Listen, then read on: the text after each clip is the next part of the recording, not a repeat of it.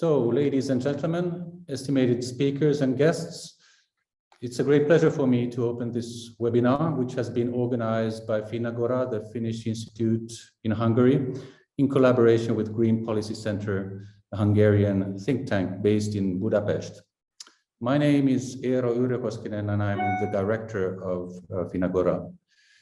My colleague, András Huszár, the director of Green Policy Center, and myself will act as the moderators of this event. And in addition, András will also moderate the panel discussion after the break. We are very proud with András that we managed to get these first-class speakers together today to discuss some of the most challenging topics faced by mankind, namely climate change and the possible solutions that circular and low-carbon economy could provide to global warming.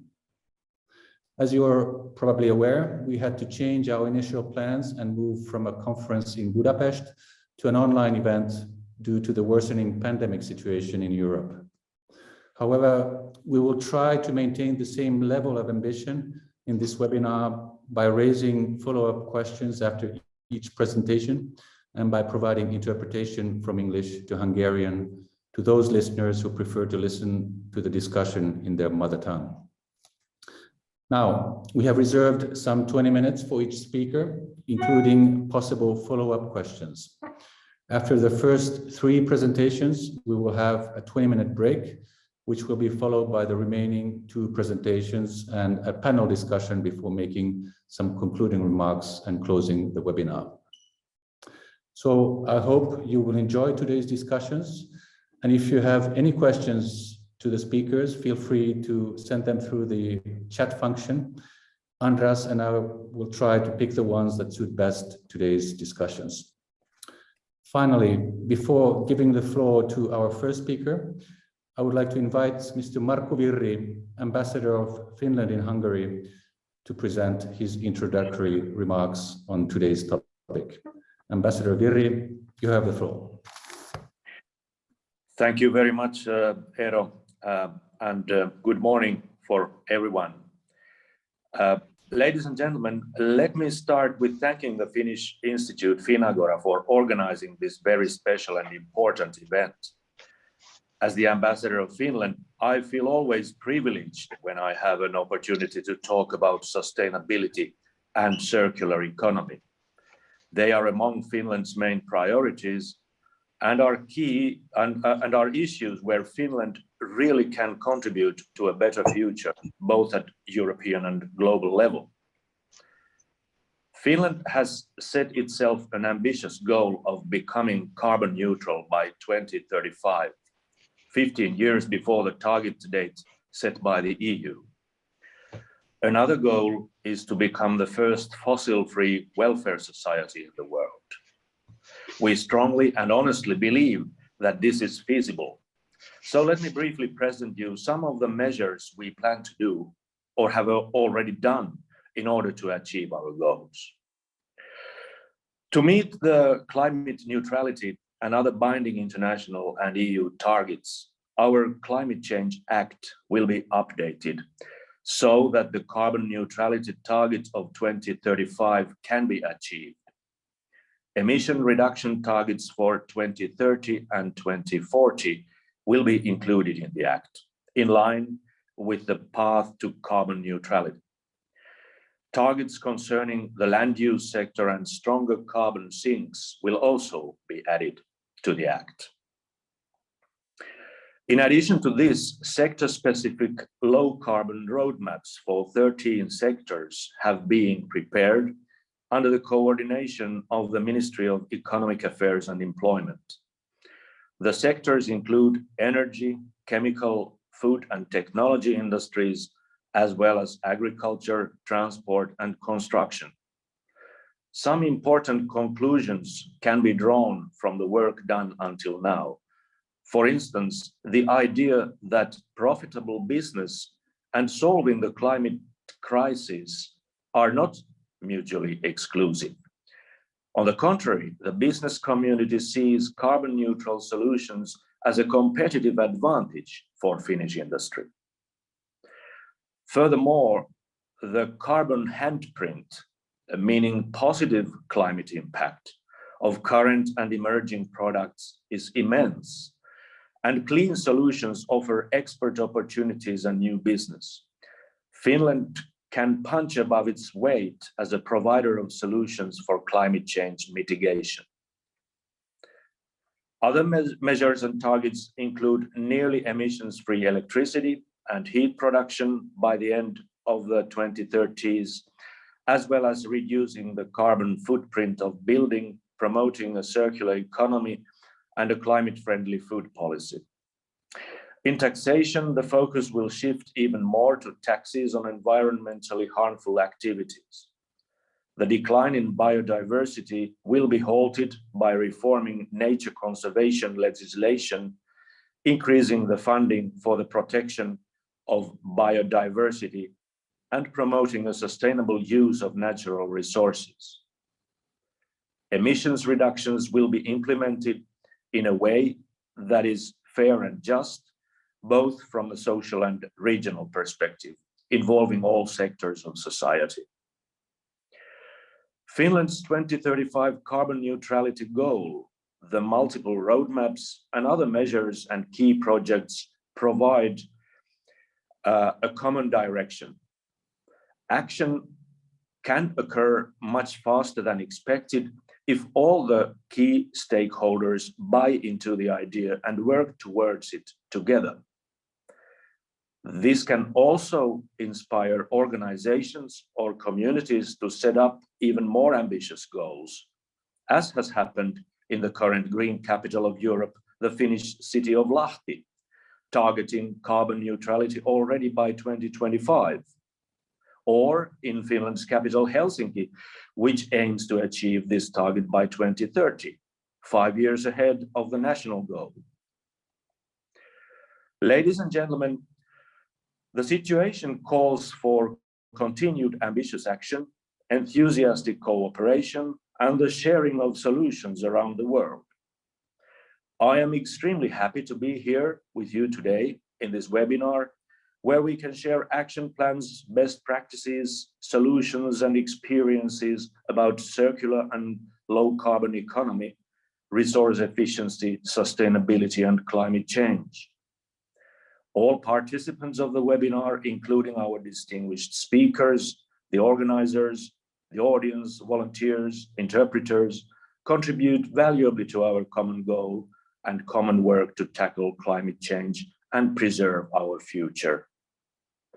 It is my great pleasure to be a part of this team and to work together with you. Thank you. Thank you very much, Ambassador Viri. I really enjoyed the comment that you made that carbon neutral technology is seen in Finland as a competitive advantage. I think it's an important message also to participants today. Now, we move on to our first speaker, who is Mr. Janez Potocnik. Mr. Potocnik is an economist who served as the director of the Institute of Macroeconomic Analysis and Development in Ljubljana before he was appointed to lead the negotiating team for accession of Slovenia to the EU. Later on, he served as minister responsible for European affairs, and in 2004, he joined the European Commission as the commissioner responsible for science and research. In 2010, he became Commissioner for Environment, and after that mandate, he was appointed as co-chair of UNEP International Resource Panel. He's also a special advisor to the current EU Commissioner for Environment, Mr. Virginis Sinkevicius. His topic at our webinar today is a proposal for action to save our planets. Mr. Potocnik, you have the floor. Thank you, Eero. Ambassador, dear friends. Let me immediately start sharing my presentation to be able to go through in a decent time. If we want to answer the question, what needs to be the answers, of course, we need to have the proper diagnosis of the problem. One thing which I would urge you that we all start to understand is that we are actually the first generation which is in human history living in socio-ecological system of planetary scope. If you look at it through climate change, if you look at it through pandemic, if you look at it through internet, if you look at it through trade, tourism, and so on. So we are more interconnected and interdependent than ever, and our individual and collective responsibility has thus enormously increased. The Club of Rome has nicely identified the trajectory, saying that we have moved from empty world, which was dominated by nature, to the full world, which is now dominated by humans. In the empty world, it was labor and infrastructure, which were the limiting factors of human well-being, while in the full world are natural resources and environmental sinks, which are the limiting factors of human well-being.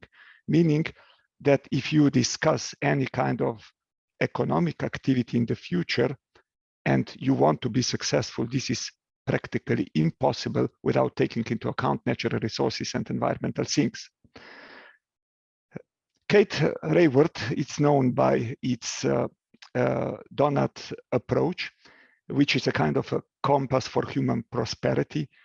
On the inner part, you have basic human needs, minimum requirements of resource supply, and on the outer part, you have the planetary boundaries. So the green space is actually safe operating space. Unfortunately, we are already living out of balance. So we are surpassing planetary boundaries in many areas, starting from climate change, nitrogen, phosphorus loading, land conservation, to the biodiversity loss. And of course, national contexts are totally different. If we look from Malawi, China, Belgium to Australia, but if we look all the countries together, we could actually identify more or less three groups. The group where countries are not yet transpassing the planetary boundaries, but also the quality of life is rather low. The second group, which is moving and quickly developing and moving in both directions, so in quality of life as well as transgressing planetary boundaries. And then a group of countries to which we belong, all Europeans, which is we all live well, but at the same time, we are all by definition transpassing the planetary boundaries. In the recent Dasgupta review, where they wanted to identify which are the main problems which left us to the situation in which we are, they have identified two.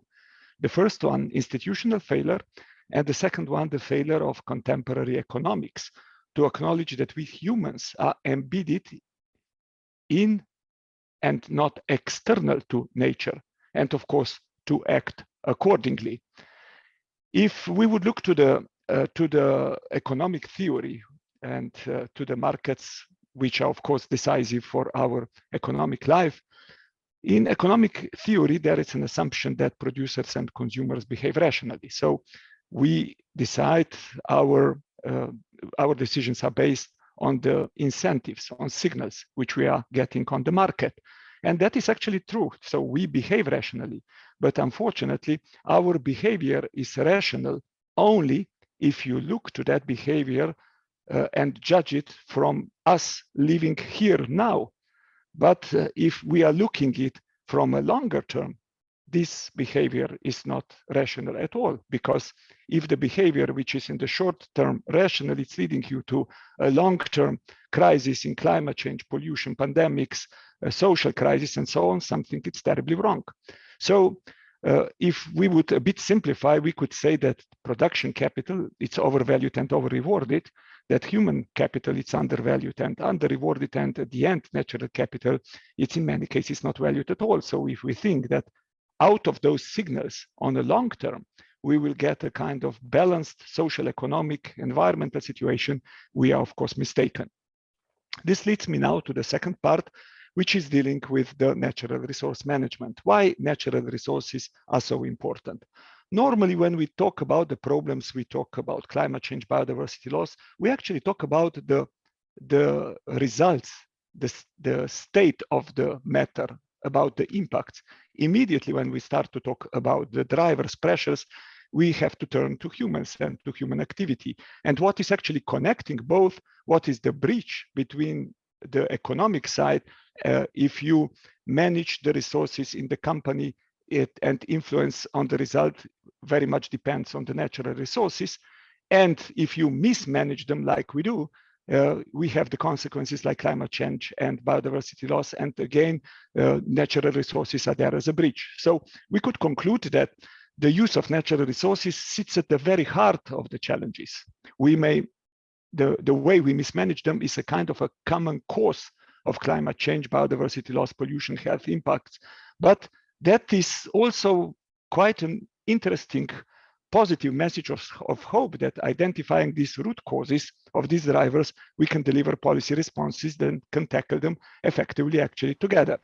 Which leads me to the natural resources, how we look at them in the International Resource Panel. So when we talk about them, we think about biomass, metals, fossil fuels, non-metallic minerals, and we are calling everything that what is extracted from the earth materials. And on the top of that, of course, one can add also water and land, which are important natural resources. In the last 50 years, we have noticed that the global material use has more than tripled, and it has almost doubled on the individual, on a personal per capita basis, which means that majority of that tripling can be devoted to economic growth and to a lesser extent, but still important, to the population growth. And very important and interesting thing is that material productivity, the efficiency of the use of materials per unit of GDP was on a global level actually growing till the year 2000 and then started to decline, which can be explained by a structural change. Many of the things which you were buying before the year 2000 were actually produced in resource efficient countries like Europe, like Japan. Now they are produced because of that structural shift in less resource efficient countries like China, India, Indonesia, and so on, which means that on a global level, we are now using more materials per unit of GDP than in the year 2000. We have also looked to the environmental impacts in the value chain in only extraction and processing phase and found that 90% of global biodiversity loss and water stress can be connected to that, to the biomass, more or less. So if you want to talk about biomass, you have to talk about agriculture, forestry, oceans. 50% of the global climate change and even 1/3 of air pollution, health impacts. So if you buy your new car, park it for the whole life, don't drive it at all, you have already caused 1/3 of the pollution because the resources needs to be extracted and the car needs to be produced. So if the current trend would continue, global material consumption would, according to IRP, double by 2060 again. So it is essential that if we want still to grow our well-being and economic activity, economic development in the future, that we decouple them from the use of resources, from the growth of the use of resources, and that both are decoupled from environmental impacts. Actually, we talk about a kind of dual decoupling if we look at it through the lenses of sustainable development goals. On one hand, you have increasing well-being per unit of resource, which is actually connecting that to social and economic indicators of SDGs, and the other is decreasing environmental pressures per unit of resource use, which is actually connecting that to the environmental SDGs, and thus the picture is full, showing you how important actually the responsible consumption and production in the whole SDG story is. Circular economy, it's actually an instrument. It's an instrument to deliver the decoupling I'm talking about, but it's also a part of a bigger picture of economic, societal, and cultural transformation, which is needed to deliver the sustainable development goals. We know a lot about the circular economy already, but one thing on which I would like to draw your attention is that actually we have to focus on human needs. We don't need cars, we need mobility. We don't need light bulbs, we need light. We don't need chairs, we need to sit. We don't need refrigerators, we need chilled and healthy food. We don't need CDs, we want to listen to the music. We don't need pesticides, we want healthy plants. So it's actually about dematerialization. It's about rethinking ownership and start thinking to accompany the logic of efficiency also with the sufficiency logic. If I share with you just one example that you would better understand. If you are selling the light bulbs, the profit of your company is made on, according to the number of light bulbs you are selling. So you are incentivized to sell them more. If you are selling the light, suddenly light bulbs which you are using are becoming your cost. which means that you are incentivized just in the opposite direction, saving the natural resources. Or if you look to the question of mobility, normally the trend currently is that with changing the combustion engine to electric, everything will be settled. But that is simply false, because the real problem, the major problem, is that typical European car, it's parked 92% of the time, 1.6% it's looking for parking, 1% it's sitting in congestion, and we are driving it only 5%. And even when we are driving it, it's 1.5% in the 5-seater, which means that the utility of that car is actually around 2%. That's why the everything as a service business model are, for me, extremely important. So from sustainable value proposition design to the business model and financial design, which includes business model design and revenue model and financial capital and risk design, to the product and operating model design, build phase, use phase, loop phase, and finally to the ecosystem design, internal and external. I think it's a lot of promise in thinking in that direction. This leads me now, since we are talking about the solutions, to the recent COP we just finished. I would just like to share with you some of the facts which I believe are worrying. Why I have serious doubts that UNFCCC will ever deliver. Why? Because it's mainly based on optimizing, greening the current economic model. Unfortunately, this will not be enough to meet 1.5 degrees target. We need deep system change transformation, and without any delay. Second, it's addressing mainly supply side problems. So it's focused on optimizing, greening, cleaning the supply chain of goods and services, and it's actually ignoring the need for a deep system change transformation. And hardly in any way it's addressing the overconsumption and the current overshooting level of planetary boundaries, which is creating a lasting tensions among high-income, low-income countries, because low-income countries actually do not see the way through, which is leading them that they are focusing predominantly on financial support. And I can predict that in next FCCCs, you will see more of that. You will see higher requirement for more financial support, which is of course important part, but it's not addressing the essential problems which are leading to the situation in which we are. And finally, it's about energy climate bubble, where ministers for industry, agriculture, transport, trade, social matters, finance simply do not participate. And according to Ellen MacArthur Foundation and also to our own research in IRP, energy is important, but materials are also half of the GHG which are linked to that.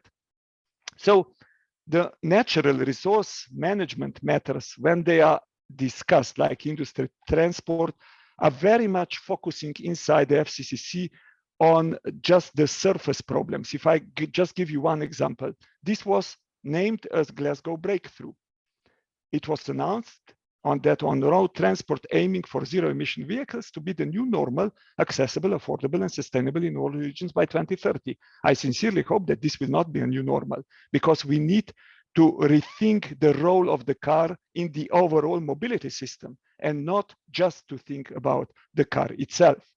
If you look to this figure, which is very nice, majority of the attention goes, and rightly so, to the energy. So energy, it's extremely important. But if you look to the essence of the red circle, you find out that less than 6% of fugitive emissions are only from energy production, and majority is actually linked to the use of energy in buildings, use of energy in transport, use of energy in industry.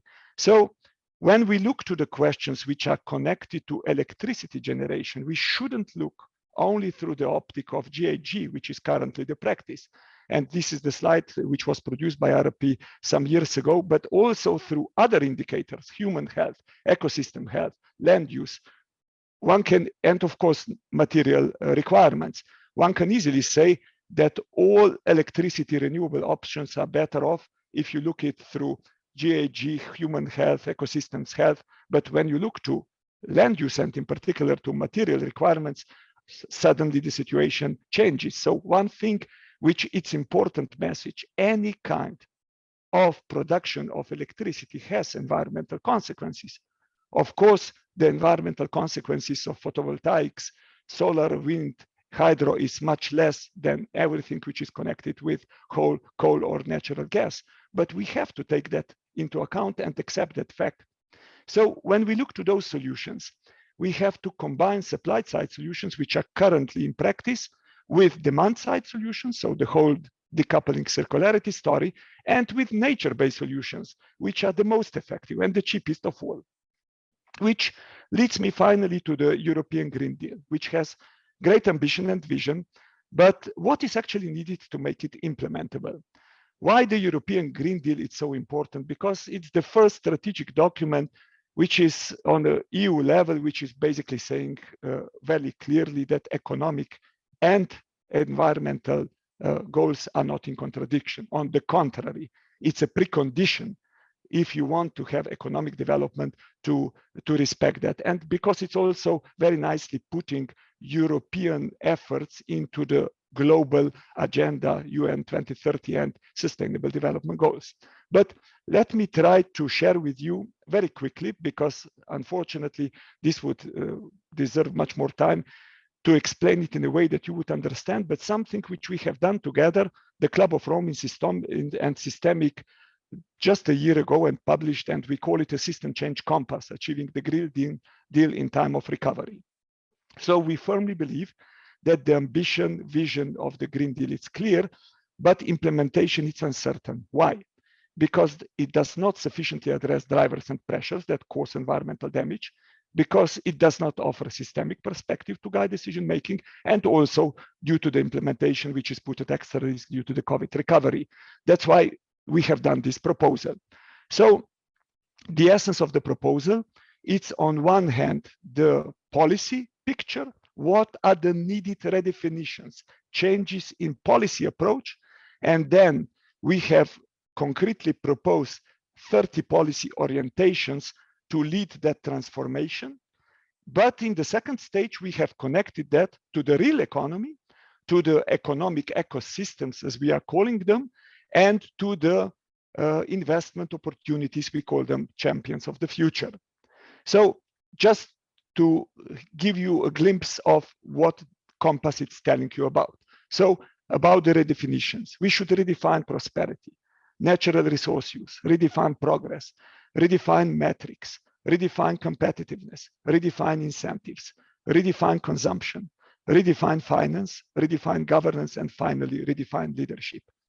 Behind each of those redefinitions, it's a long story, and we could talk about each of them for quite a long time. But let me just explain you policy orientations for the first one, for redefining prosperity.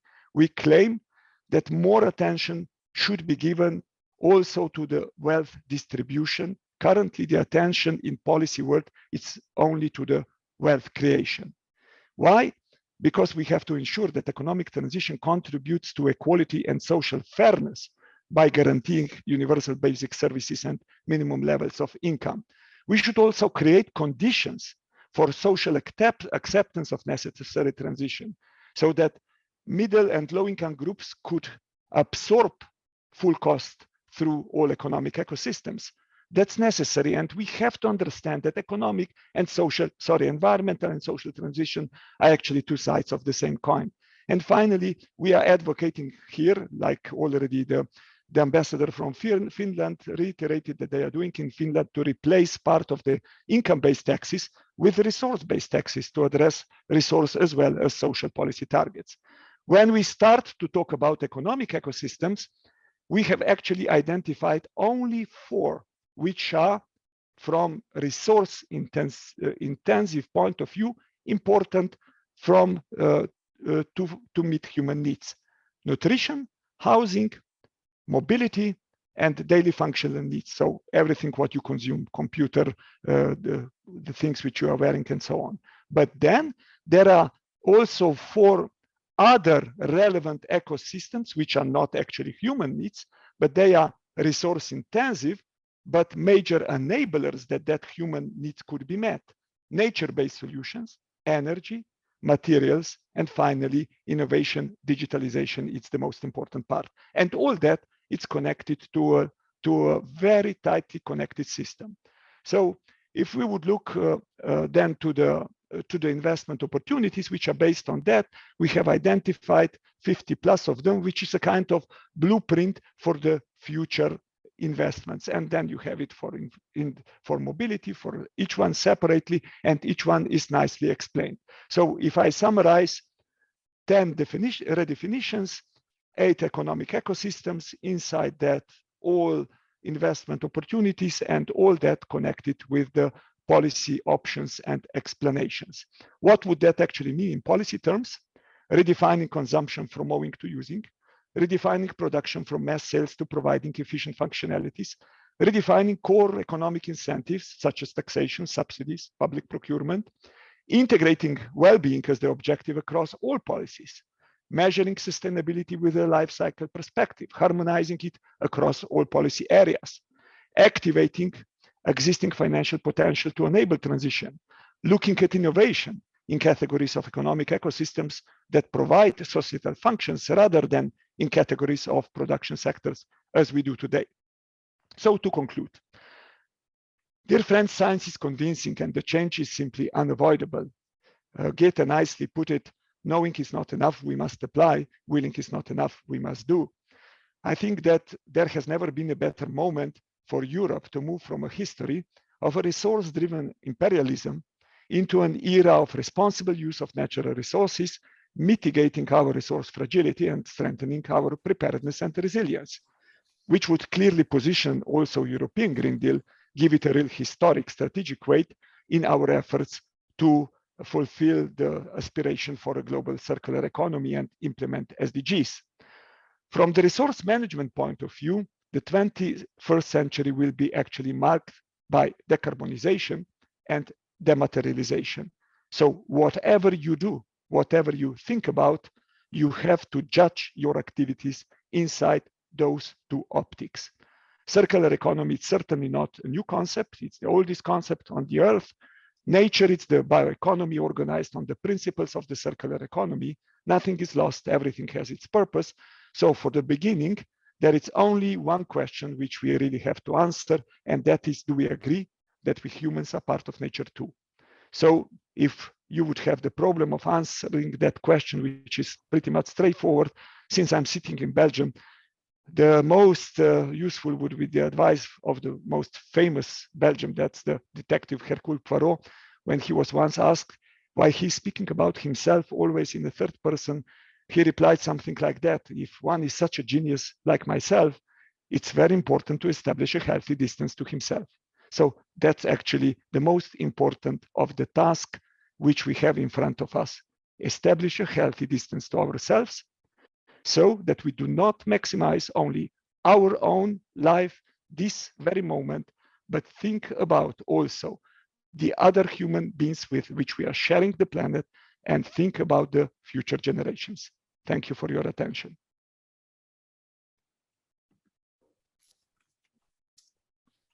Thank you, Mr. Potocnik, for your wonderful presentation. It was really an excellent and comprehensive presentation with lots of information. For those listeners who would like to look into this document in more detail, I wanted to inform you that all the presentations will be later on available from our website.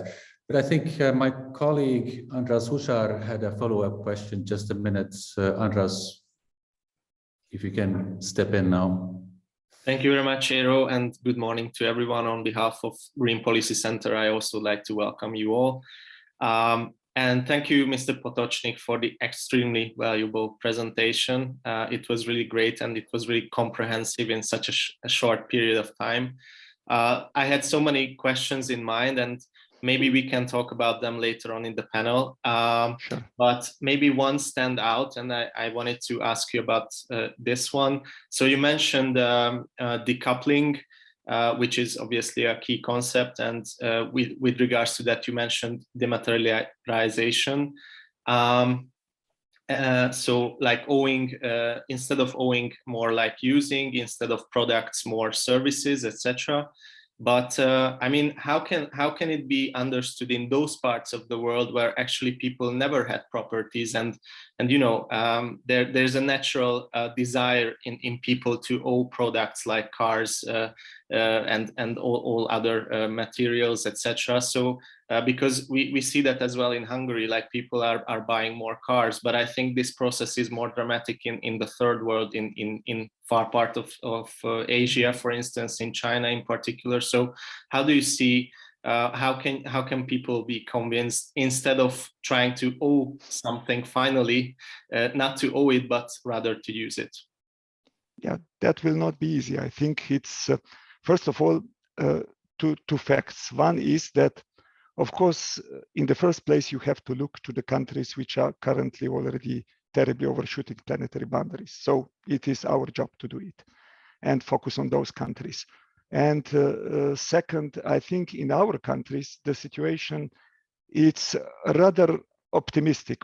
I will explain it why. Because I think that my generation was pretty much taught and having the same aspirations, like also those in the poor countries today, which are aspiring for owning the things.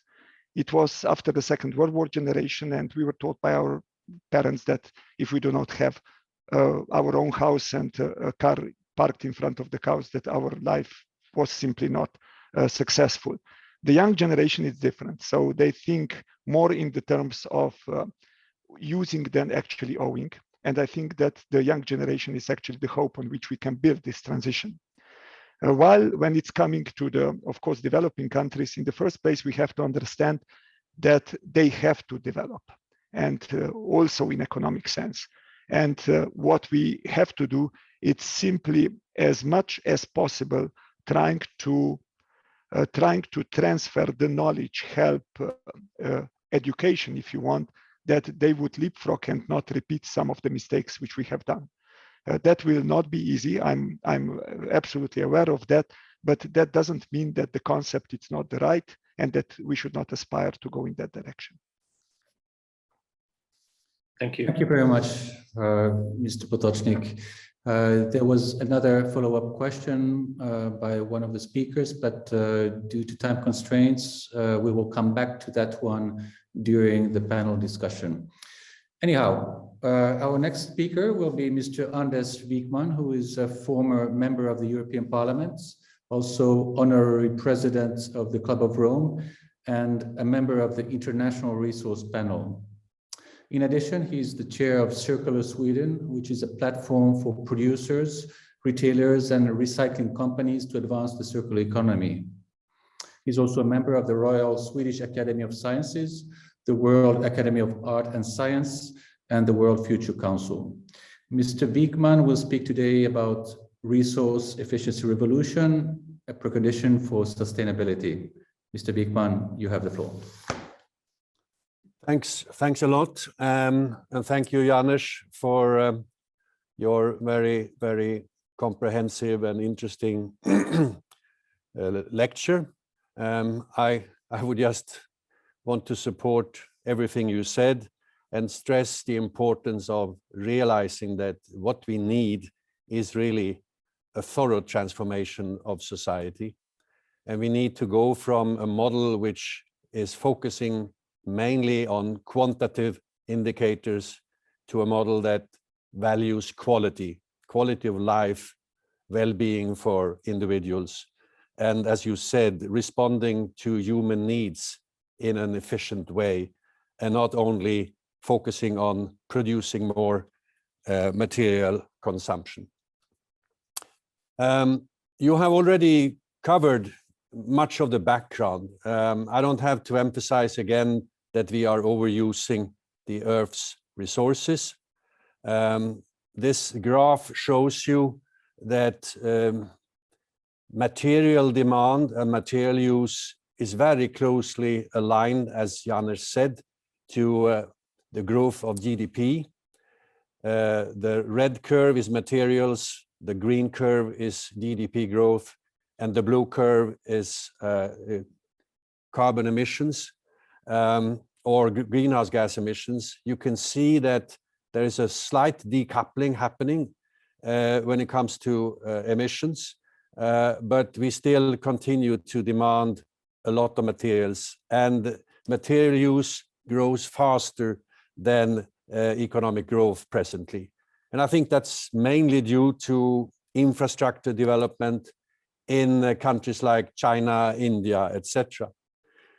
Here is a graph which shows this more clearly. The dotted line here is economic growth, and the rest is resource use. And as Janez already said, we have a very uneven distribution between high-income countries and low-income countries. A citizen of Sweden, my home country, consumes roughly 27 or maybe 30 tons of materials per year, whereas somebody living south of Sahara on average only 2 tons. And of course, this discrepancy is one of the reasons why the standard of living is so utterly poor for most people. Janez also emphasized from the International Resource Panel report in 2019 called Global Resources Outlook, that our estimate is that extraction industries are responsible for half of the world's carbon emission and 80 to 90% of the biodiversity loss. And we have also made some calculations about what is to come. And one estimate is that because of continuous population growth and urbanization, more than 50% of the urban fabric that we need or will need in 2050 has not been built yet. So that's just a daunting figure. And to illustrate even more what is happening due to very rapid infrastructure development in a country like China, they used more cement in 3 years between 2011 and 2013 than the US during the entire 20th century. That is not to point finger at China. It's just a reflection of the fact that when these populous nations start to develop, a lot of material and energy is required. Here you have some projections when it comes to steel demand, plastics in the future. The same goes for cement.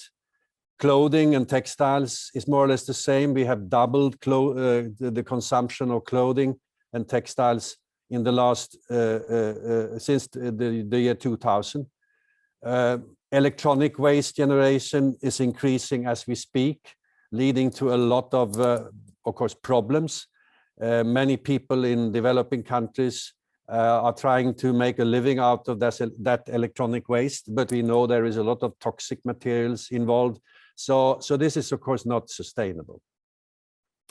And the challenge is really that all over the world, and this picture refers to Europe, we mainly use materials only once. We extract materials from the earth. We produce lots of products and services. We use them for a little while, and then they go to waste and residue materials. And of course, by doing it this way, we create a lot of unnecessary pollution, carbon emissions. We threw away a lot of money. We did a study in Sweden a few years ago. We looked at cement, steel, aluminum, paper, and plastics. And we tried to understand how much of the original material value was still there after the first use cycle. And we came to the conclusion that only about 25% of the material value was captured after first use cycle. The figure was best for steel, 53%. Aluminum, which I thought would be much higher, was only about 35%. Of course, aluminum cans, they are being recycled quite well, 80, 90%. But most of the aluminum takes place, or we can find in composite materials, and it's very difficult to separate and use again. Plastic was almost a disaster. Only 8% of the original material value was captured after first use. So huge monetary value are thrown away. We have a lot of serious pollution, carbon emissions, and ecosystem damage. In addition, we know that, and Janez also alluded to that, infrastructure and products are very often very poorly used. Janez pointed at cars, they stay idle most of the time. The built environment, we did a study in Stockholm before the pandemic, only around 20% of offices were used. Somebody sitting in the office, 80% of the time they were empty. And in the food sector, we also have a lot of value that is being lost and food not being utilized the way it should be. So that's why we are making this plea to move from a linear production model to a circular production model. I never really liked the concept circular because nothing is 100% circular. Spiral economy would be better, but now we have this concept and it will stay, I think. One of the problems we face is that the circular economy is not well defined yet. It is, in my opinion, a metaphor for renewable energy, resource efficiency, and closing the material loops as much as we can. And it means that we extend product life. We stop building obsolescence into products. We reuse, remanufacture, repair, recondition, maintain, and we recycle. We utilize better what is already produced, offices, cars, whatever. And we move from selling stuff to offering services. Janez was also alluding to that. And we make an effort, and I think young people are much more susceptible to that, to introduce what we call a sharing economy. This doesn't mean that a circular economy would solve everything. As I said, nothing is 100% circular, but moving from linear to circular material flows means a huge difference. And if we go back to the climate problem, we know that we have to cut emissions by half every decade until 2050 to have a chance to meet the Paris goals. And there is a huge difference between what we have done in the past, incremental change and transformation. To reduce greenhouse gases by 20 to 30% that we have done in Europe over the last 20 to 25 years is relatively easy to do within the present system. But transform the economy is something absolutely different. And we have to tackle all major sectors: energy, infrastructure, basic materials, agriculture, forestry, textiles, electronics, etc. And material use is crucially important. And I think in retrospect, we have been focusing maybe too much on the energy system and too little on materials. That doesn't mean we shouldn't continue to give priority to energy, because fossil fuels still make up 80% of the energy mix. But materials are the other side of the coin, and we have to take them much more seriously. And here is a figure from one of our most recent reports from the IRP, the International Resource Panel, which shows that carbon emissions related to some of the most basic materials like iron and steel, aluminum and other metals, cement, lime, plastics and rubber and wood production have gone up as a percentage, or as a ratio of the total carbon emissions from 15% in 1995 to almost 25% in 2015.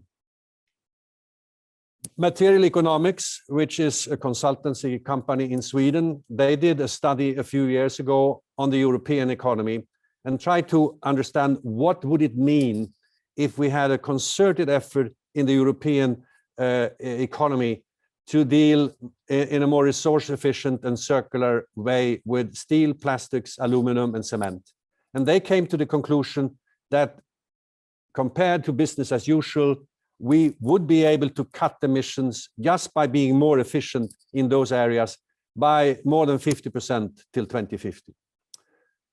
I was party to a study in altogether 9 European economies a few years ago, a study we did for the Club of Rome, where we took the same question: what would happen in the economy until 2030 if we move decisively in the direction of renewable energy, resource efficiency and circularity?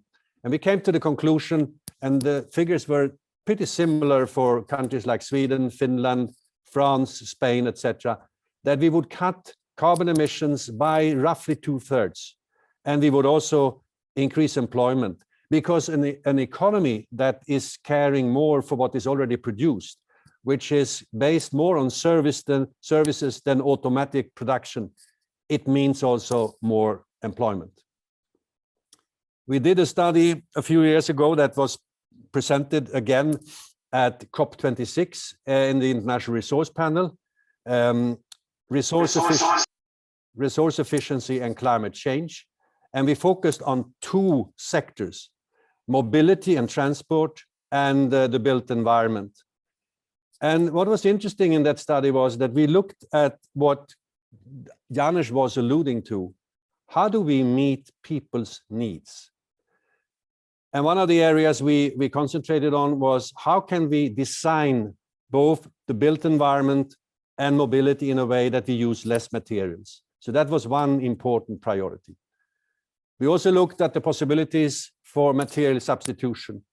And of course, we know in countries like Sweden and Finland that we can build much more of the buildings in wood and replace steel and cement. So that was one of the areas we looked at. We also looked at what can we do in the production phase to make production more efficient. In the building environment today, when you talk to construction companies, they normally have waste in the production phase between 25 and 30%. And most of that waste is never really used properly. Waste in terms of materials that are not being properly used. Another area was to use whatever we produce more intensively. Mobility, for instance, moving from not owning your car where it stands idle 95%, but rather relying more on carpooling, on service, mobility as a service, etc. We also looked at how can we prolong the product life, extend product life. We looked at ways to recover materials after first use. And all that together meant that we could cut emissions by 50, 60, 70%, depending a little bit on the circumstances. And here you can see when it comes to the built environment, that more intensive use is one of the most important priorities. In mobility, car sharing is important, and ride sharing is important.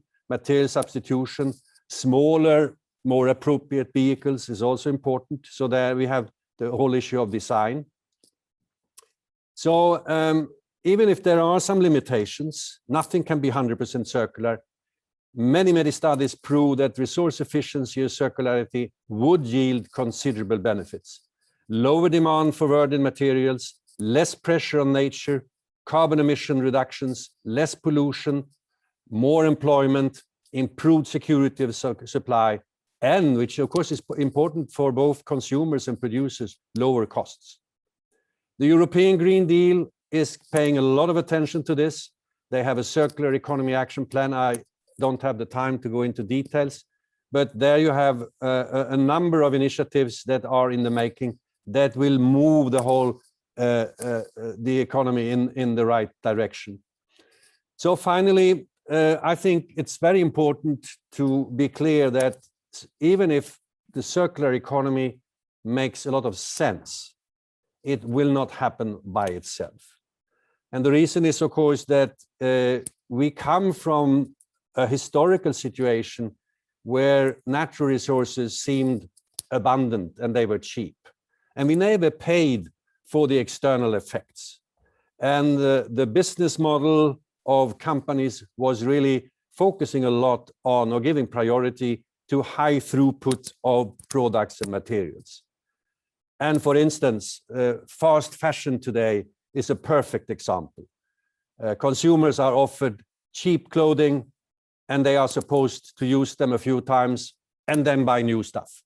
And that's of course not sustainable.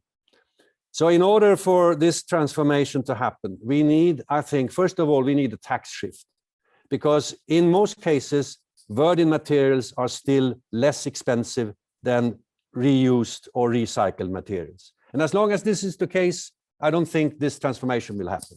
So why don't we lower labor taxes, taxes on labor, and increase taxes on the use of nature?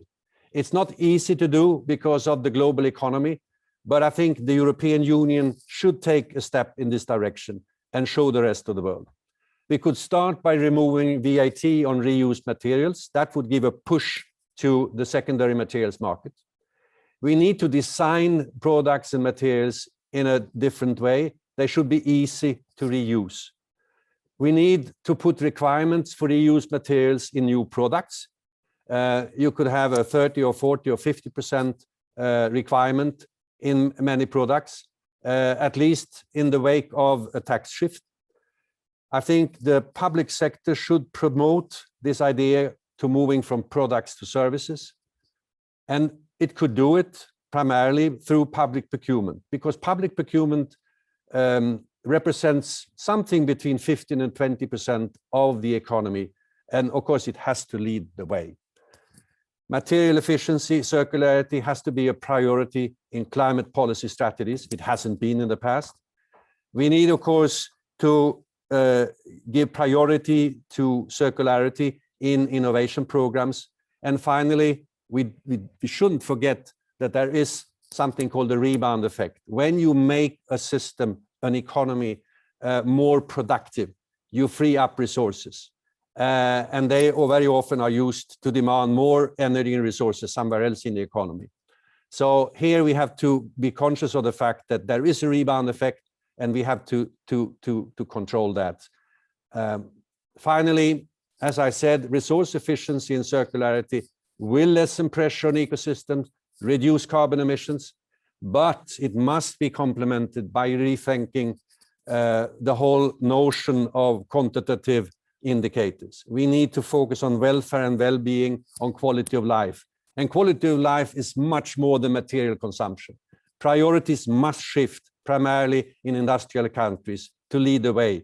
The goal must be to secure material sufficiency for all. Thank you very much for your attention.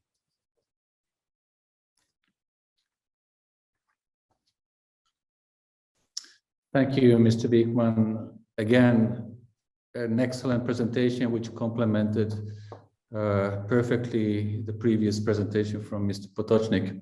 Now, towards the end of your presentation, you suggested a number of policies that should be introduced to promote resource efficiency and circularity. And one of them was the introduction of environmental fiscal reform, where, as you said, on the one hand, environmental taxes are increased, and on the other hand, labor taxes are reduced.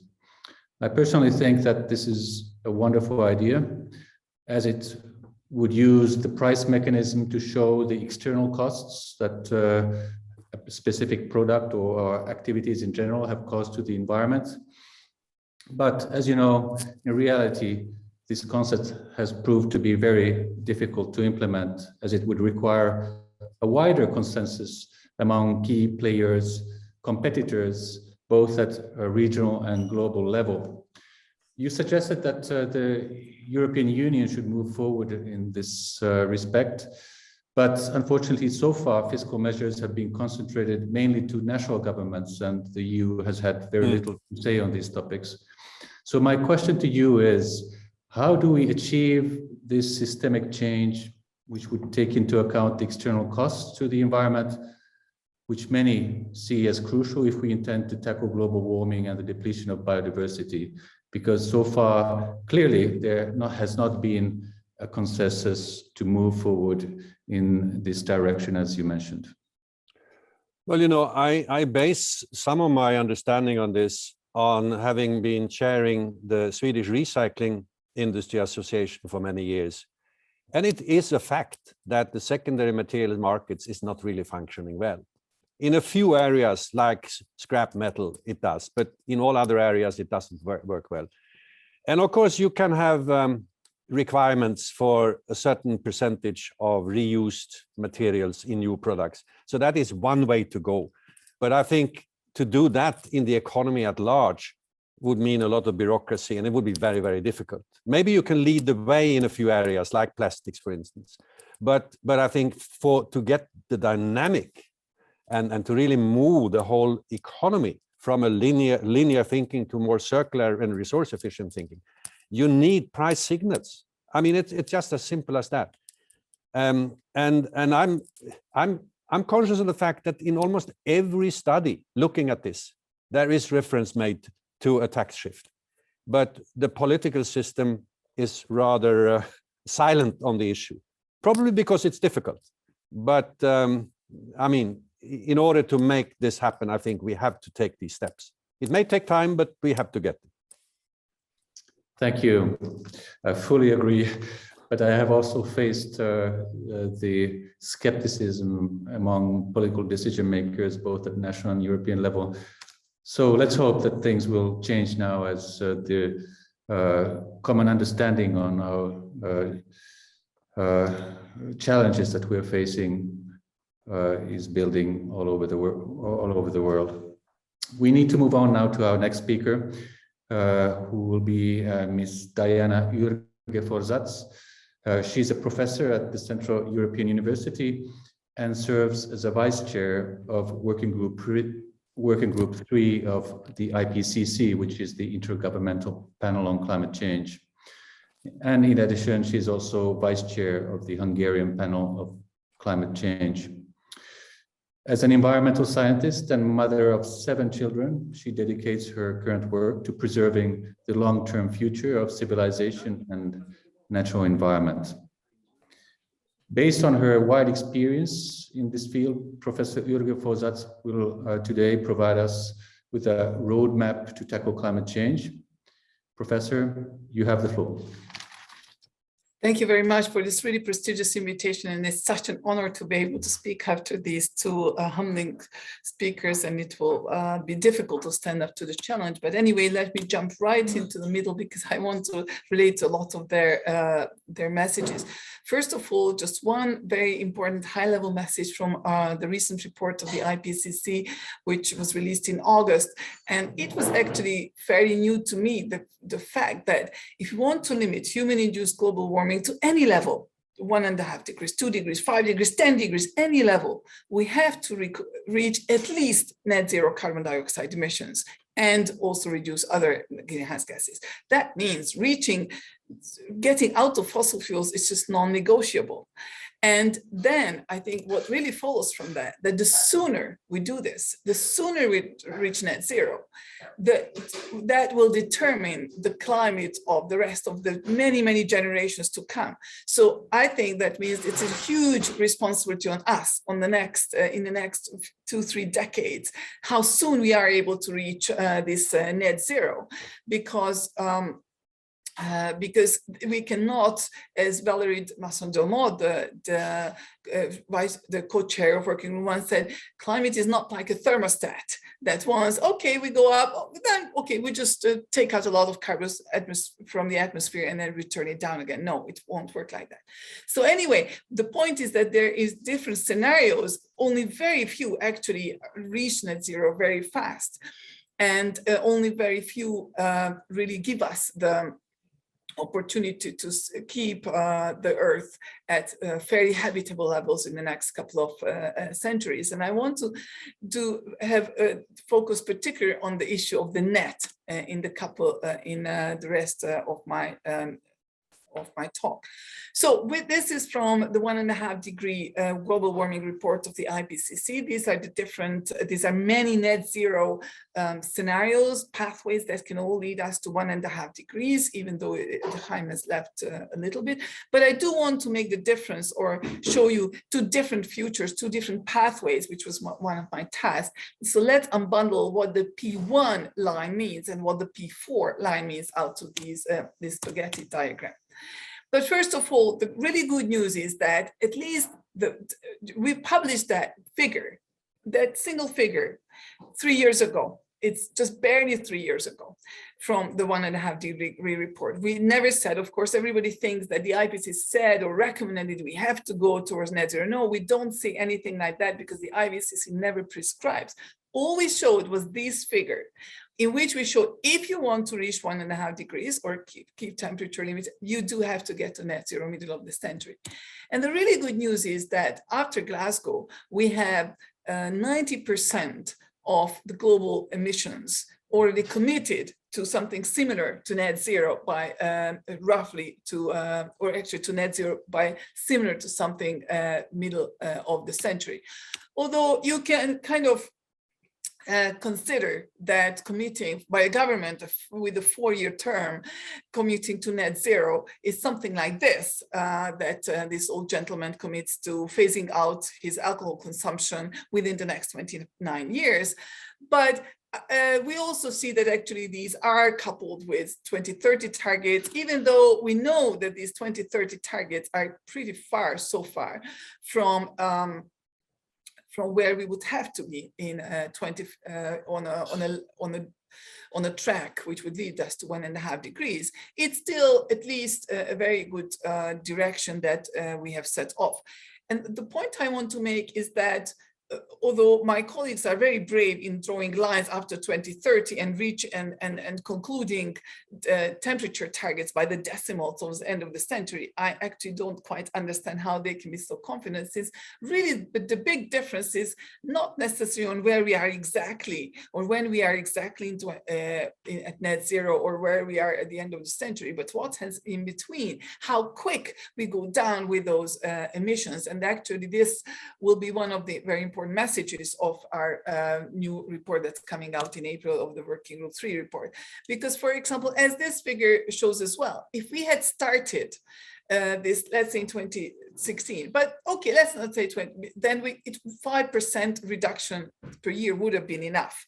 However, okay, let's assume we would have started in 2020, which was, well, 2016 is 1 year after the Paris Agreement. But if we could have started in 2020, which was just 2 years after our report, 1.5 degree report, then it's 7% per year. So it's still more.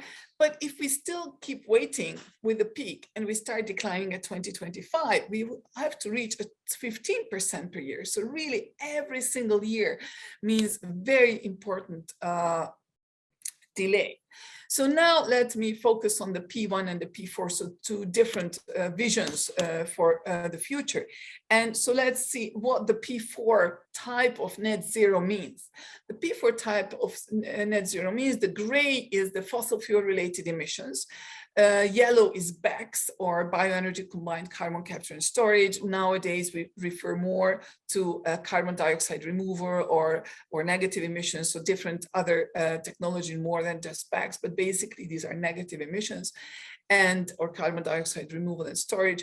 But and the orange is for land use change. So what you see is that in this scenario, okay, we don't have to go down that fast, but we actually, our children pay a very high price of that, because you would have to remove as much as over 20 gigatons of carbon dioxide from the atmosphere every single year, and you would have to store it for basically forever, or roughly forever, and this would not end at 2100. It will have to continue.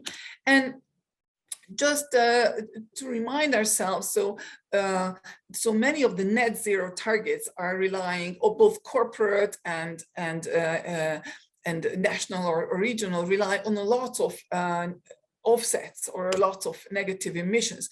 But the problem is the scientific literature is raising more and more doubts, and this is not from the IPCC, this is from many authors of the IPCC, but this is not from the IPCC, raising more and more doubts about the effectiveness of carbon offsets. We don't see more than 2% of the projects really delivering on the promises.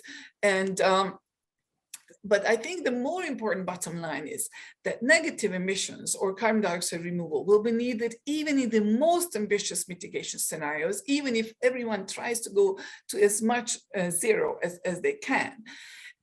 But we know that some of the emissions are very difficult to totally eliminate.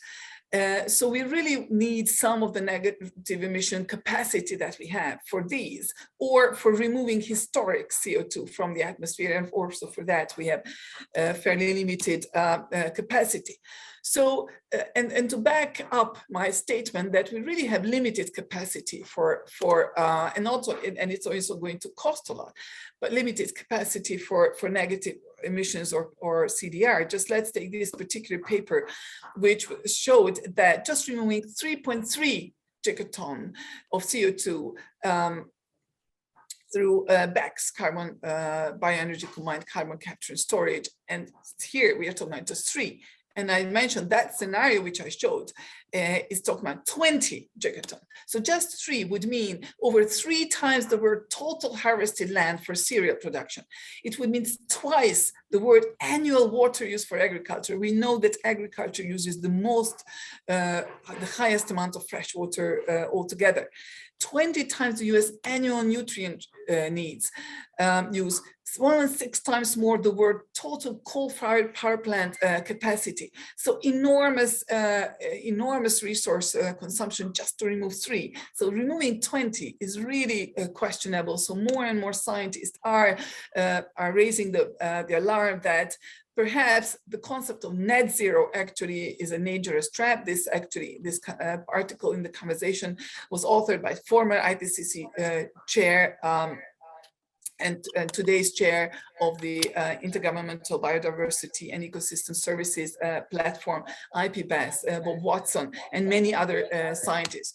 So, and this is, for example, one example where we try to focus on we think we are doing lots of great because we are proliferating the generation of great clean energy. There is an echo and I don't think it's coming from me. So perhaps if someone can turn, thank you. So yes, we put here fantastic, huge solar farms, but let's think about the net impact. We have cleared here a lot of the land from the local biomass and from the local biodiversity.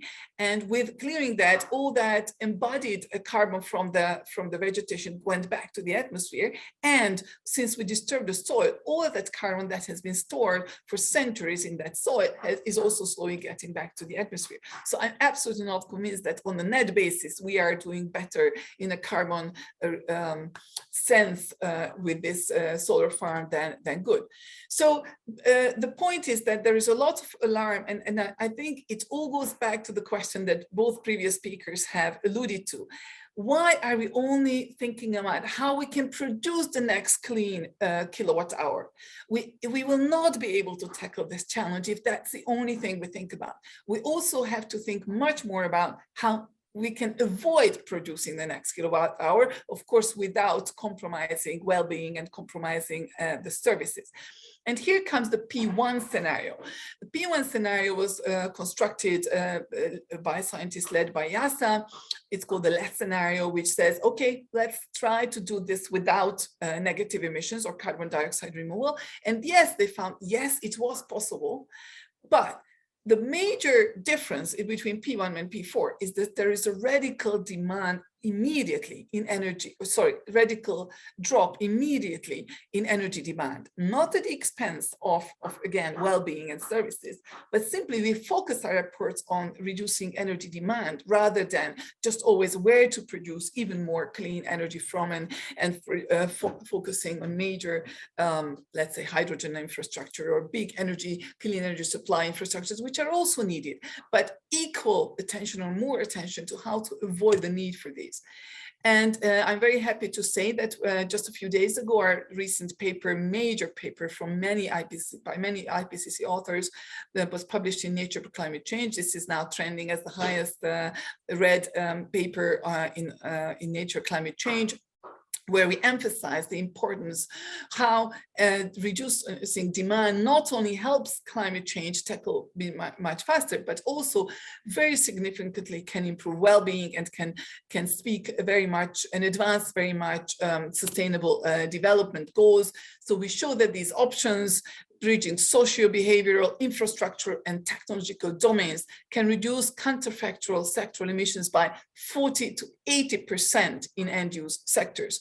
So without actually having to produce even more clean energy, because when we talk about cleaning up mobility, industry, aviation, shipping, and so on, we have to add so much clean electricity capacity or hydrogen capacity that it's simply we cannot do it at scale with the speed that we need to. So we really need to tackle the demand side. So from now on, let me jump in on an example, and that's urban space, which you also alluded a lot to, and especially building and the built infrastructure, because that's where we could primarily do a lot of this without actually not sacrifices, but really significant benefits to well-being, social welfare, health, and a lot of other things, while also basically zeroing building energy demand.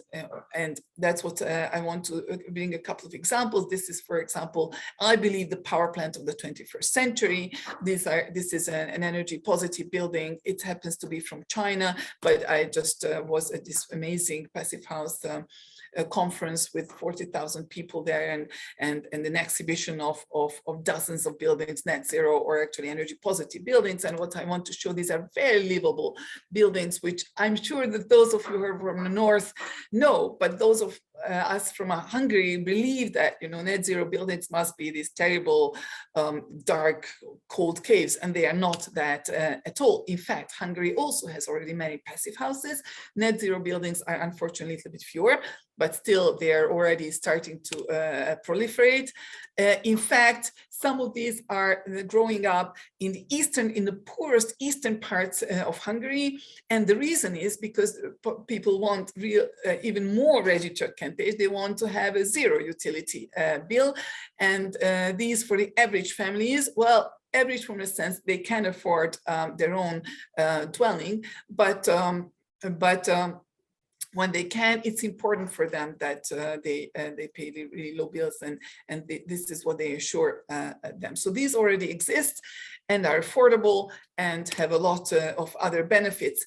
And what we showed a year ago in this paper in annual reviews with many authors, both from the academia, but also from the professional industry, so the construction sector, is that and we reviewed over 200 sources, papers, both in the scientific and in the professional literature.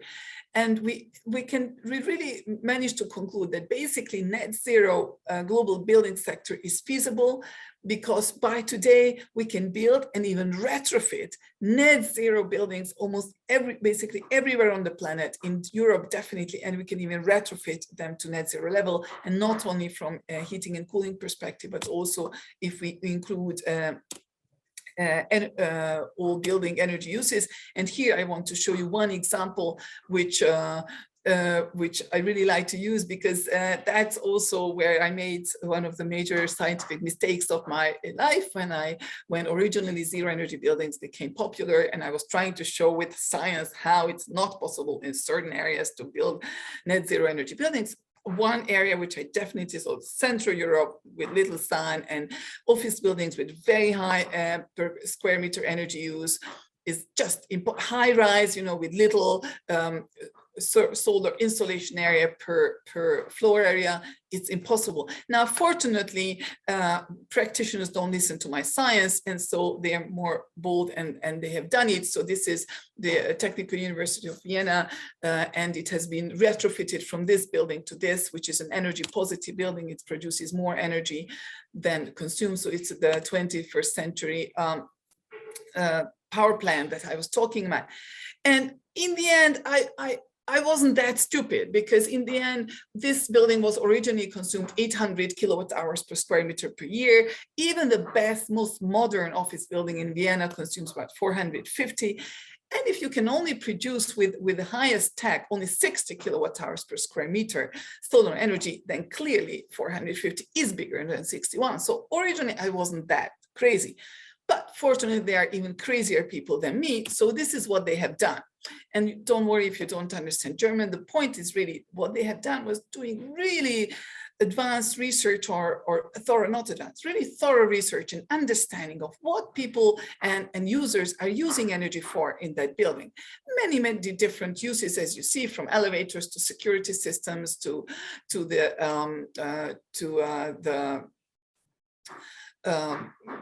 dishwashers and so on. And this is what they have done. They have optimized 9,300 components. And by this, what was the result? They managed to decrease the electricity demand of the building by 10-fold. So I've worked a lot on energy efficiency in the best workshops of the world, Lawrence Berkeley National Laboratory and so on. Never me dare talking about a 10-fold reduction in electricity use without any compromises in service. And if you go into the buildings, most people have no idea that it's a net zero energy building, even some of the energy related professors, because it's just normal. It's just a normal building. So the point is that the trick to net zero, not only in buildings, I believe all over, and that's the key message from my paper, is efficiency. It's not, the trick is not to put even more and more solar panels and buy even more net zero or carbon-free energy, but it's that to reduce the energy demand. And we can do it by simply understanding really well what people are using the energy for. And now that they reduced it to 56 is smaller than 61. So suddenly it was possible to do a net positive energy building. And so we followed on together. I have been very privileged to be able to work actually with the designers of this amazing building that beforehand I just was my total absolute idol and inspiration. And with them who has done that, we have worked on the new on the research for the home of my new. I'm from the Central European University, and we have to move to Vienna. And in the state of Austria gave us this fantastic hospital complex designed by Otto Wagner. It's a historic national monument, very beautiful Art Nouveau building district under very strict national monument protection. And what we have done with this team is we have shown that even this beautiful building and we've conserved everything from the Art Nouveau features, you can make it energy positive. And we have received actually the second highest state prize for the outstanding research in this with this research just a few weeks ago. Unfortunately, I didn't travel to Vienna, so I'm not there on the picture. But I think what's really important is that the most important message from this research is that actually this enormous task of converting a historic district into energy positive, so a power plant basically, actually costs less than a conventional retrofit. So without switching the first light switch on, you already saved, because district heating infrastructure is so much more expensive to reconstruct, and heating infrastructure and cooling infrastructure is expensive. If you don't have to put such an infrastructure, just small flexible units, which really serve only the concrete heating and cooling demand of that particular building, you actually save already on costs at the investment level. So that's very important and shows them, and that's also resonates with my paper earlier, that actually net zero can absolutely be totally cost competitive already at the investment level, so without the energy cost savings. So coming back in my final message to what the colleagues have been alluded to, which is also very important, the embodied carbon infrastructure. So in this Nature paper recently, we have shown that actually just building up the remaining urban infrastructure, which András Wigman has also been alluded to, will consume at least half of our remaining carbon budget towards 1.5 degrees without, again, switching the light bulb on. So clearly that's enormous liability, or actually it can consume, but also tremendous opportunity. Why? Because, and they have already mentioned that to some extent, because by today we can build skyscrapers from timber. This is a triple wing building, which is not only passive house, so saves on operational emissions, but it's also eliminated concrete use for its construction, so emissions related to that, and also with its timber actually stores carbon in its material as long as it stays there and it's not used up. But not everyone has timber. Hungary doesn't have so much timber, but you don't have to go to timber. Everyone has very simple material like straw or agricultural byproducts. And so this beautiful house was built from straw. And actually you would be surprised that even in Europe, there's tons of houses and buildings made of straw, just again that you don't see them. But we need to make this more common practice. And actually they are load bearing, they are safer from fire perspective. So there is nothing that should hold us back. This is, for example, a multi-story building made of also of straw.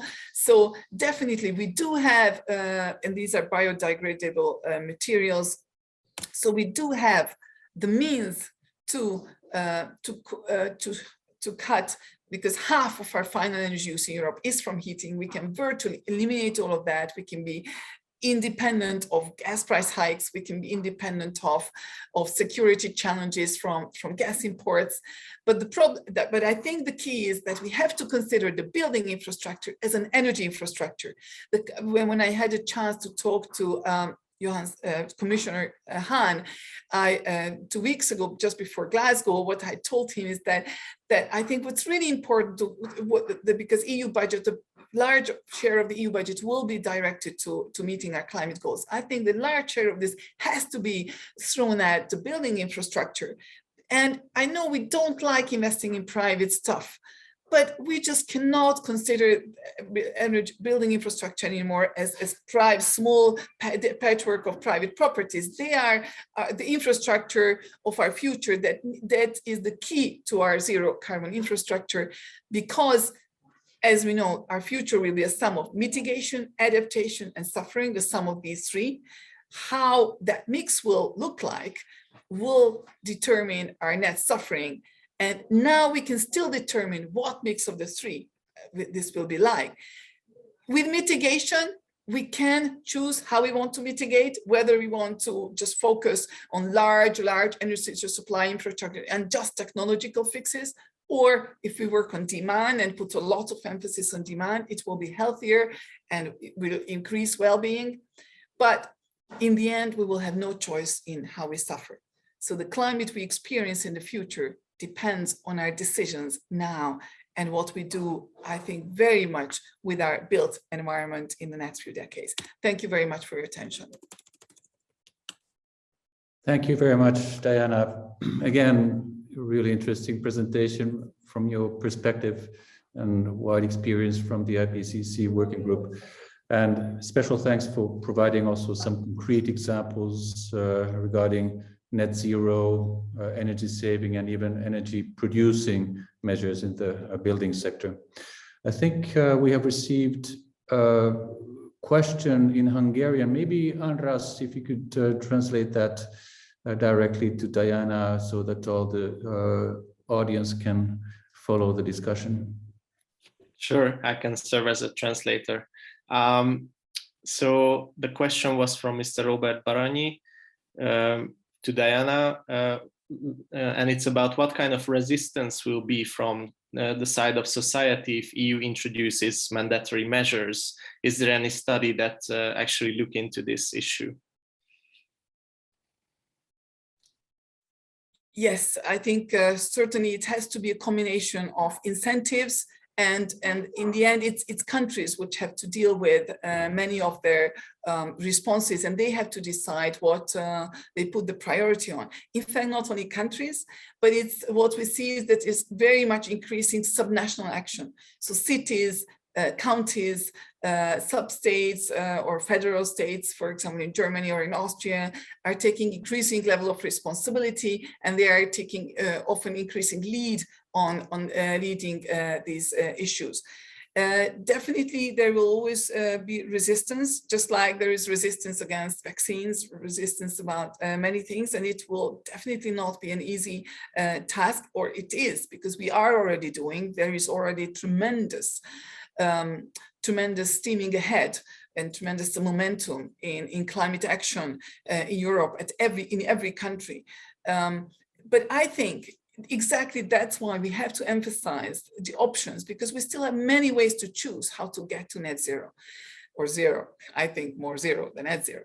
But that's why it's really important to choose the ones that will really benefit those who are the hardest hit, both by climate change or by energy price hikes, or excuse me, or who are in general are just still struggling with putting bread on the table, or buying books for their kids, or some of the most fundamental tasks of their everyday lives. I think we really need to try to spare them from this burden, or in fact improve their lives. And I think that's why, for example, fixing buildings is the best solution, because you lock them out of energy poverty, or actually you lock them into a no energy poverty future if you help them provide zero energy accommodation, or there is the renovation wave in the EU. So lots of these things are started from the EU level,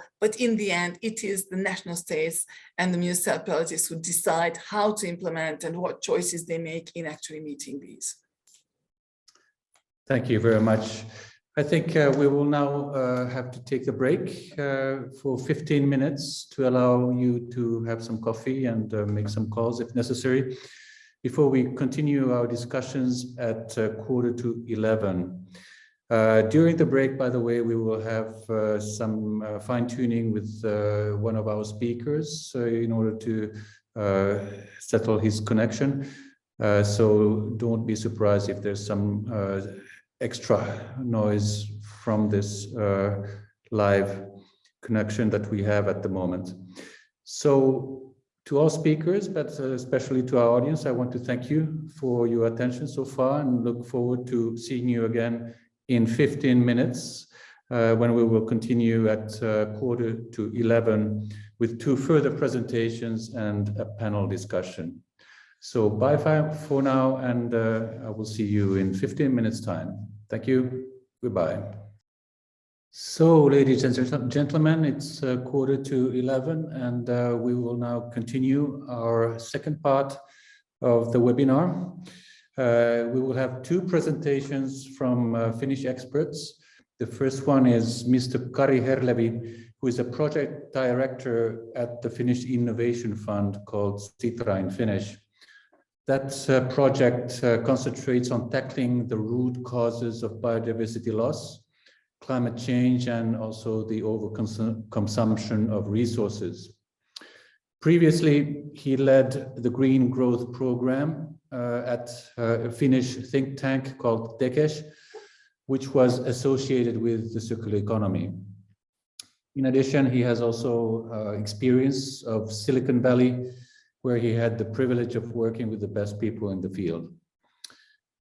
Mr. Herlevi will speak today about the experiences in promoting circular economy objectives in Finland.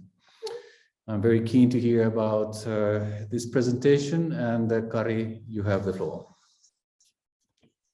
Thank you, Eero, and greetings from Helsinki. It's a pleasure to be here. I'll share my screen at the moment so you can see it as well. So, oops, it's in the, let me see, a bit different. Let's go a bit back. Sorry for this. But yes, so it's an honor to be here, and greetings to András and Janez, and great to meet Diana as well. I very enjoyed your presentations, and it's good to continue a little bit in the regional and country level of Sitra's work, in a sense that what we have been doing in last years, and lessons learned definitely of that work. So Sitra is maybe not so well known to you. So we are in the Finnish Parliament, very independent think to connect tank for Finland, and it was established by Finnish Parliament 1967. So it's been a while already, and we have focus areas of sustainable solutions at the moment, and data economy and democracy is a new theme that was established this year as well. So working with the most important topics of Finland for the future. I think today has been very well covered, the interconnections and the kind of importance of these topics that you see on the slides at the moment. So I'm not going to spend time with these. Maybe just to say that in Sitra's new strategy, we are kind of looking this nowadays as a whole. We used to have like separate projects for climate and circular economy and etc. But in the future, try to kind of navigate this as a system level challenge of Finland. A little bit like a history tour here. I came to establish the circular economy area 2015, and it's been busy 6-7 years so far, for sure. And maybe the kind of most important things are listed here. We, as a small country, of course, we had to kind of have an outreach in this topic and reach out to community. And we created the World Circular Economy Forum as a kind of platform to exchange best practices and ideas. And it has grown quite well. In this year, there was around 9,000 participants from more than 100 countries. So it has been a very, very important for our partners as well. Secondly, we worked with businesses a lot, not like investing in companies itself, but really rather providing tools how they could change the industries that they are working on. And I'll give some examples of that.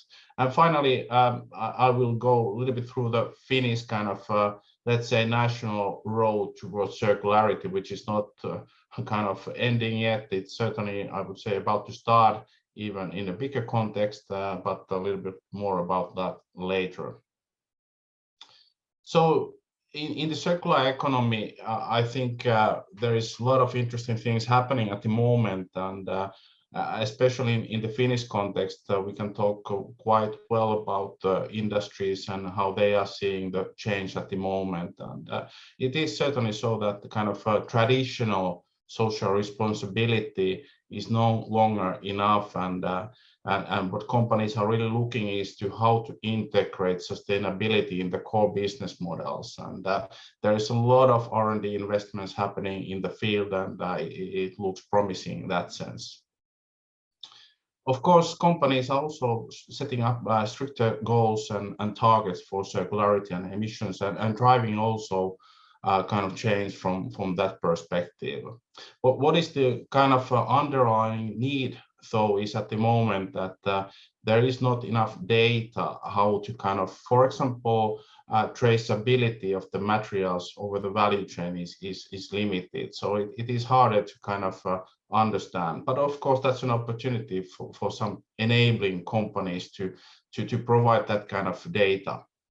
And of course, the COVID has having a big influence in the linear supply chains, and we hope to see that the circular economy business models could help us build resiliency in that point of view. There was a kind of interesting point made by World Economic Forum this year that startups that aim for positive social impact are 43% more likely to break into the market compared to traditional profit-driven startups.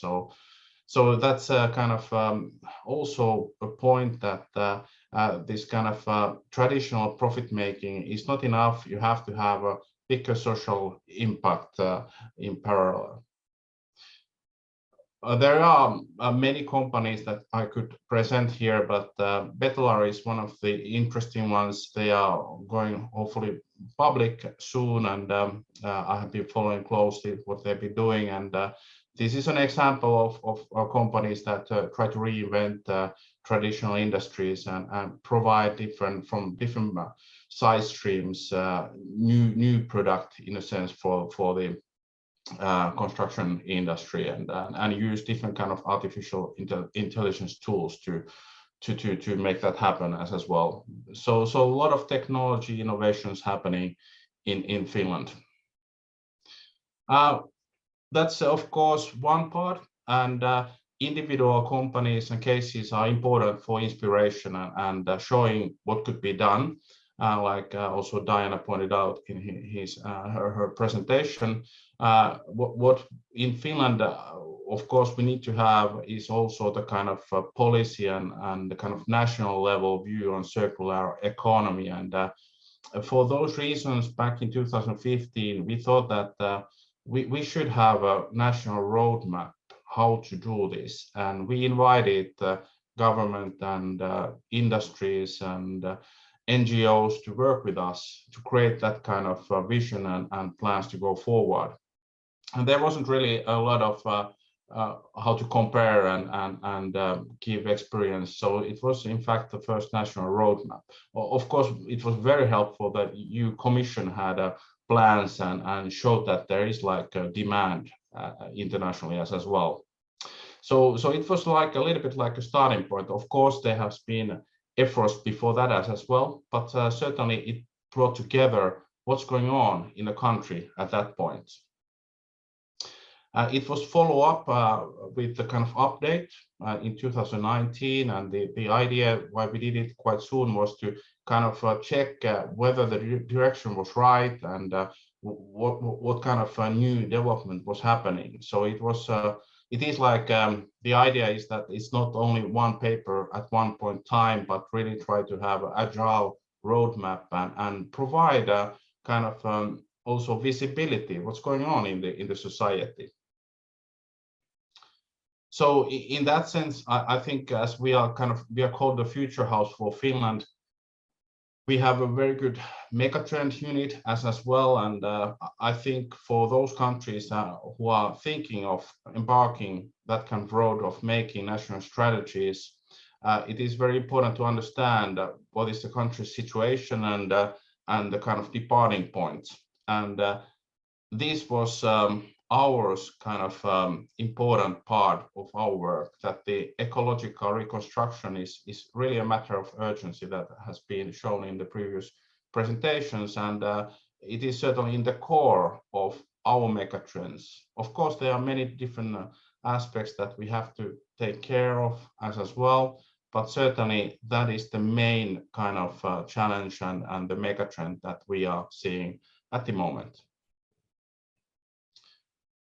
Well, of course, then there kind of follows quite soon very difficult questions and how to lead this kind of process in a national or regional level or in the company level, and definitely questions that how to get started and really what are the aims and goals to go for, and finally that how do you know if you are there. And these are questions that we had in our mind when starting the process, and certainly Finland is not there yet for sure. So this is like, let's say, iterative process in a sense that builds on from the previous experiences and so forth. These are some of the learnings that we created from our kind of roadmap work in the last years, and with an idea that maybe this could help some others when they are thinking what to do. Certainly, it's good to have the kind of understanding of the preconditions of country or region, and having like the what is the status quo of the country. Certainly, it has to have a good leadership and a stakeholder dialogue and how to bring the most important players together to form the situational picture, and finally, of course, goals and visions. And if you go from the strategy to action, also the focus areas and also be very smart with the publication and execution, and definitely, of course, later on with the revision as well. But this could be a little bit like boring in a sense, but in reality, there is a lot of important details within these different parts of the work. Just to give it the more like practical flavor from our point of view, very early on, and we have been benefiting, of course, a lot of advice from different people. From András, for example, was also commenting of our work very early on, and Janez as well. But what was the kind of core kind of understanding quite soon was that we have to focus also on the education system, really making sure that circular economy is integrated in the studies of different levels of education. And we were able to push with our partners from the grassroots level courses to the schools, because the curriculum change takes time and it's not changed so often. So it was a little bit like a practical implementation in that sense. And we are, of course, hopeful to see that it will be kind of integral in the Finnish system also in the coming years. Also, what comes to the education is, and this is not all about universities or schools, etc. It's about the companies' skills as well. And we are seeing from also benchmarking some of the countries in Europe that these are those skills that are needed in the society from the circular economy point of view. And of course, it's about recycling materials, but also about service skills and creative skills. So a lot of different skill sets are needed in the society. And we also, for our surprise, maybe we also learned that industries, companies don't exactly know what kind of skills do they need. And for those reasons, it's important to provide support from the kind of education system, also from the life learning perspective. I kind of covered the kind of the lessons learned in that sense, so I'm not going to go in detail, but if you are interested in the learnings in detail, we have made a guidebook how to make a national roadmap, and it's been one of the most sought after kind of product from our side, and we get a lot of requests for kind of technical support, but we are not a consultancy, and we are working from the Finnish perspective. So this was what we thought that could be possible, and it's been very popular. When it comes to the Finnish current situation, there's a brand new program by the government, which we are very happy about. It reaches to 2035, and there is a very ambitious objectives, and one of them is to put a cap on a use of natural resources, so that it doesn't exceed 2015 level, and resource productivity is aimed to double, and also double the circular material use rate. So this is something that we see very important and relevant, and also in the international context, not so many countries with resources have put these kind of goals in place. I just to finalize, maybe just a couple of things from the Sitra's work that I understood that there were questions about citizens and how to engage with citizens. This is from our sister team who has done a lot of work with inspiring citizens, and one of the kind of core tools so far has been lifestyle test, and it's done more than 1 million times in Finland, of population of 5.5 million people. So there is certainly interest in sustainability issues, and we try to cater that with 100 smart everyday choices for the citizens, and with different surveys. And also by understanding what are the motivational profiles of people, because it's not only about sustainability and the environment, there are many different factors in place, and it's important to understand in the country context as well. And there's of course much more in detail, but if you're interested more, there's a brand new motivational profile summary from Sitra that goes in detail what are the factors when it comes to the citizen decision-making mechanism, and how to kind of direct your message by those audiences. Very interesting in my opinion. And finally, just to conclude, at Sitra in circular economy, we are at the moment trying to understand how circular economy could reverse the biodiversity loss and go beyond conservation and really tackle the production and consumption. And this is like an international study, and Vivid Economics is working with us, who was in the Dasgupta modeling work as well. Thank you very much.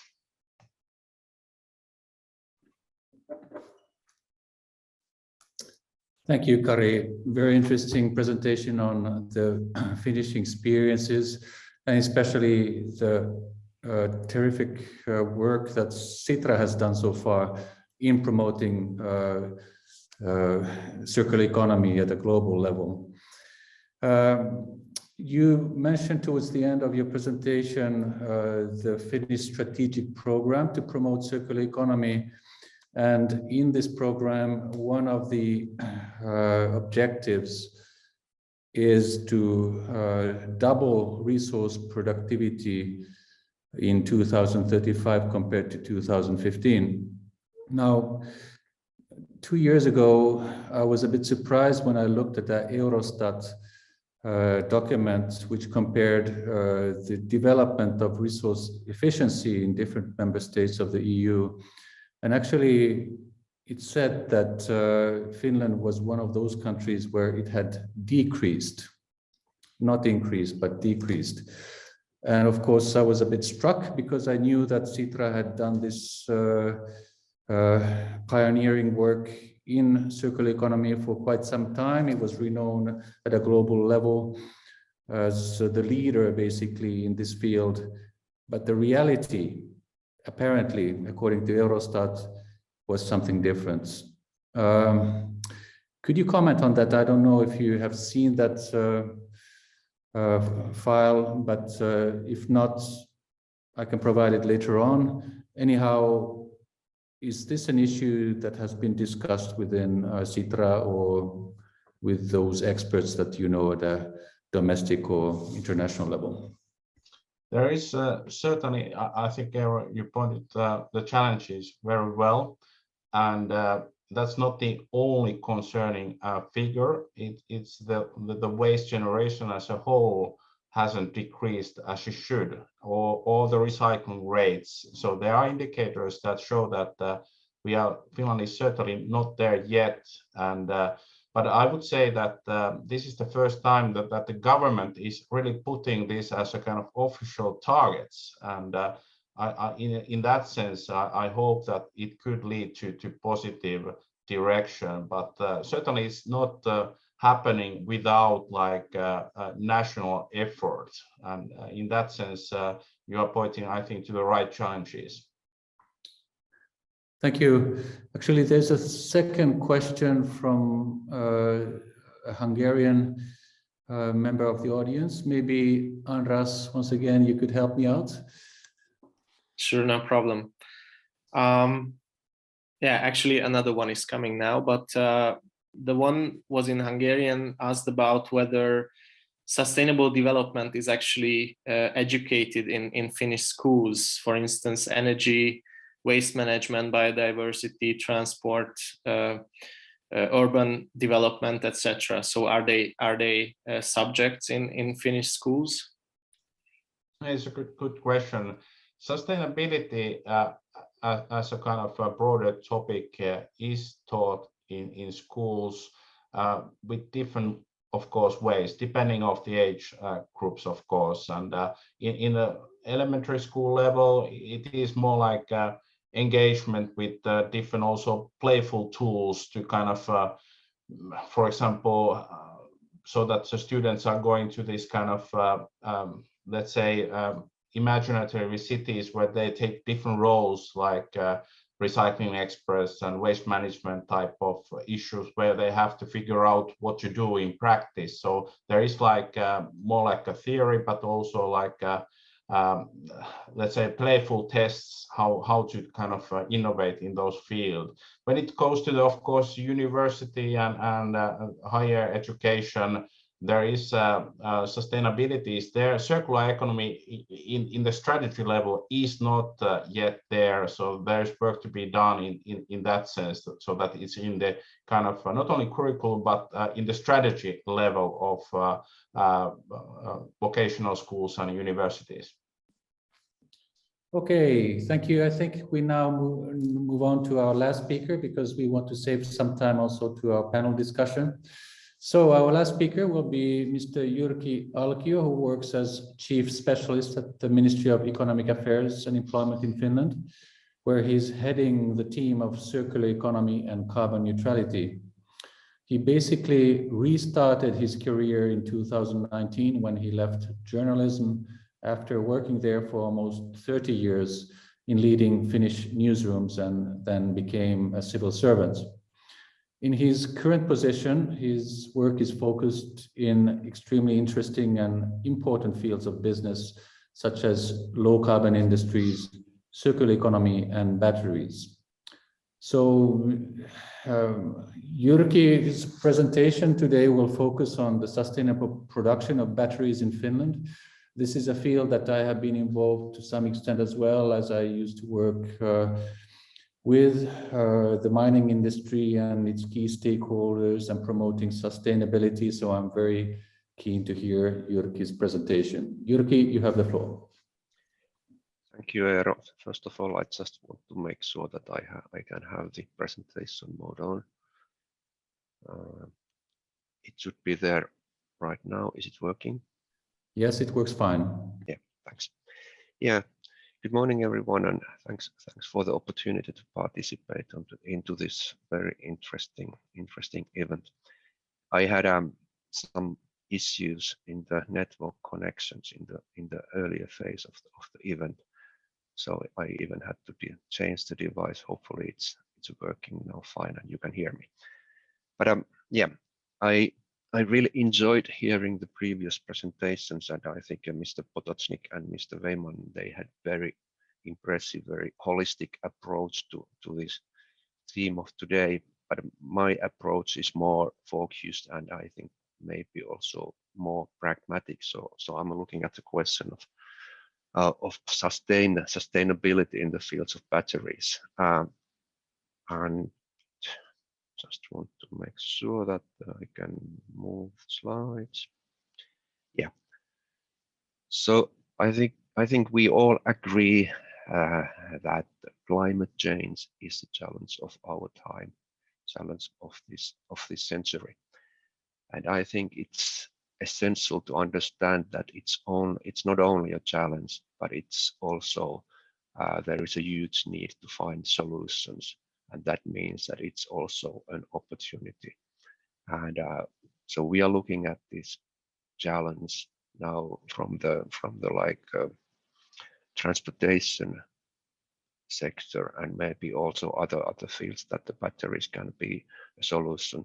But nevertheless, so the a big understanding in the way we are doing is that we do have a way to go forward, and we are able to provide a solution where we can remarkably cut the emissions in transportation.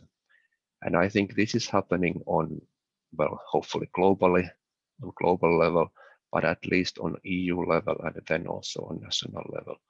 But as we all know, EU has ambitious climate goals, and we have Green Deal, we have Fit for 55 as an implementation model. And I think Mr. Wijkman or Potocnik mentioned earlier today that COVID became a challenge for these goals, but the other perspective is that there is a massive funding for recovery, and at least in Finland we are allocating big part of that money in something we call green transition. So in that perspective, COVID is not only disturbing these investments in transit or in green transition, but rather maybe putting more speed on them. And then batteries are also strongly on the EU agenda, as they are on our agenda. And as mentioned earlier today, our goal, the goal of the government is to make Finland climate neutral by 2035. And in addition to that, we are striving to refocus our economy to become more and more sustainable and low, and then the goals of our industries are more focused on growth based on low carbon solutions. And then in the fields of batteries, we were the first country in Europe, maybe globally the first country to publish a national battery strategy. So in that one, we had a clear vision how to create the low carbon future through batteries and electrification. I noticed that Hungary has also published a national battery strategy, and I think many of the key findings in both strategies are pretty much the same. So I think we are looking at the situation and the demands from very similar perspective. But our aim is also to become a key player in the European battery ecosystem. It's not like a national challenge, but it's a much bigger topic.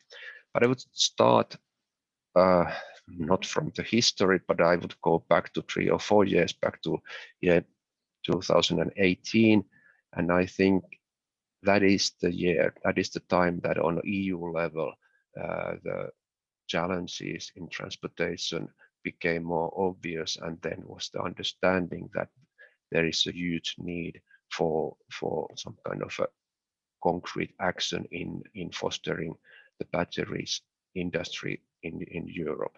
So there was this paper that I'm now referring to, and key findings in that one was to build a strong integrated European battery ecosystem.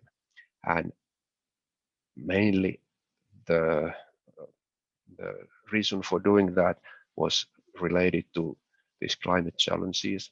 But then on the other hand, I think there is a clear understanding that automotive industry is very remarkable for Europe, and there are some big countries with strong automotive industry, and when we are facing the situation when we are moving from combustion engines to EVs, there is need that we have this battery industry also within EU, because 40% of the value of cars is based on batteries, and if we don't have battery industry in Europe, it means that 40% of the value of automotives will be somewhere outside Europe. So that was also, I think, from my perspective, a strong motivation to start work with the batteries on the EU scale.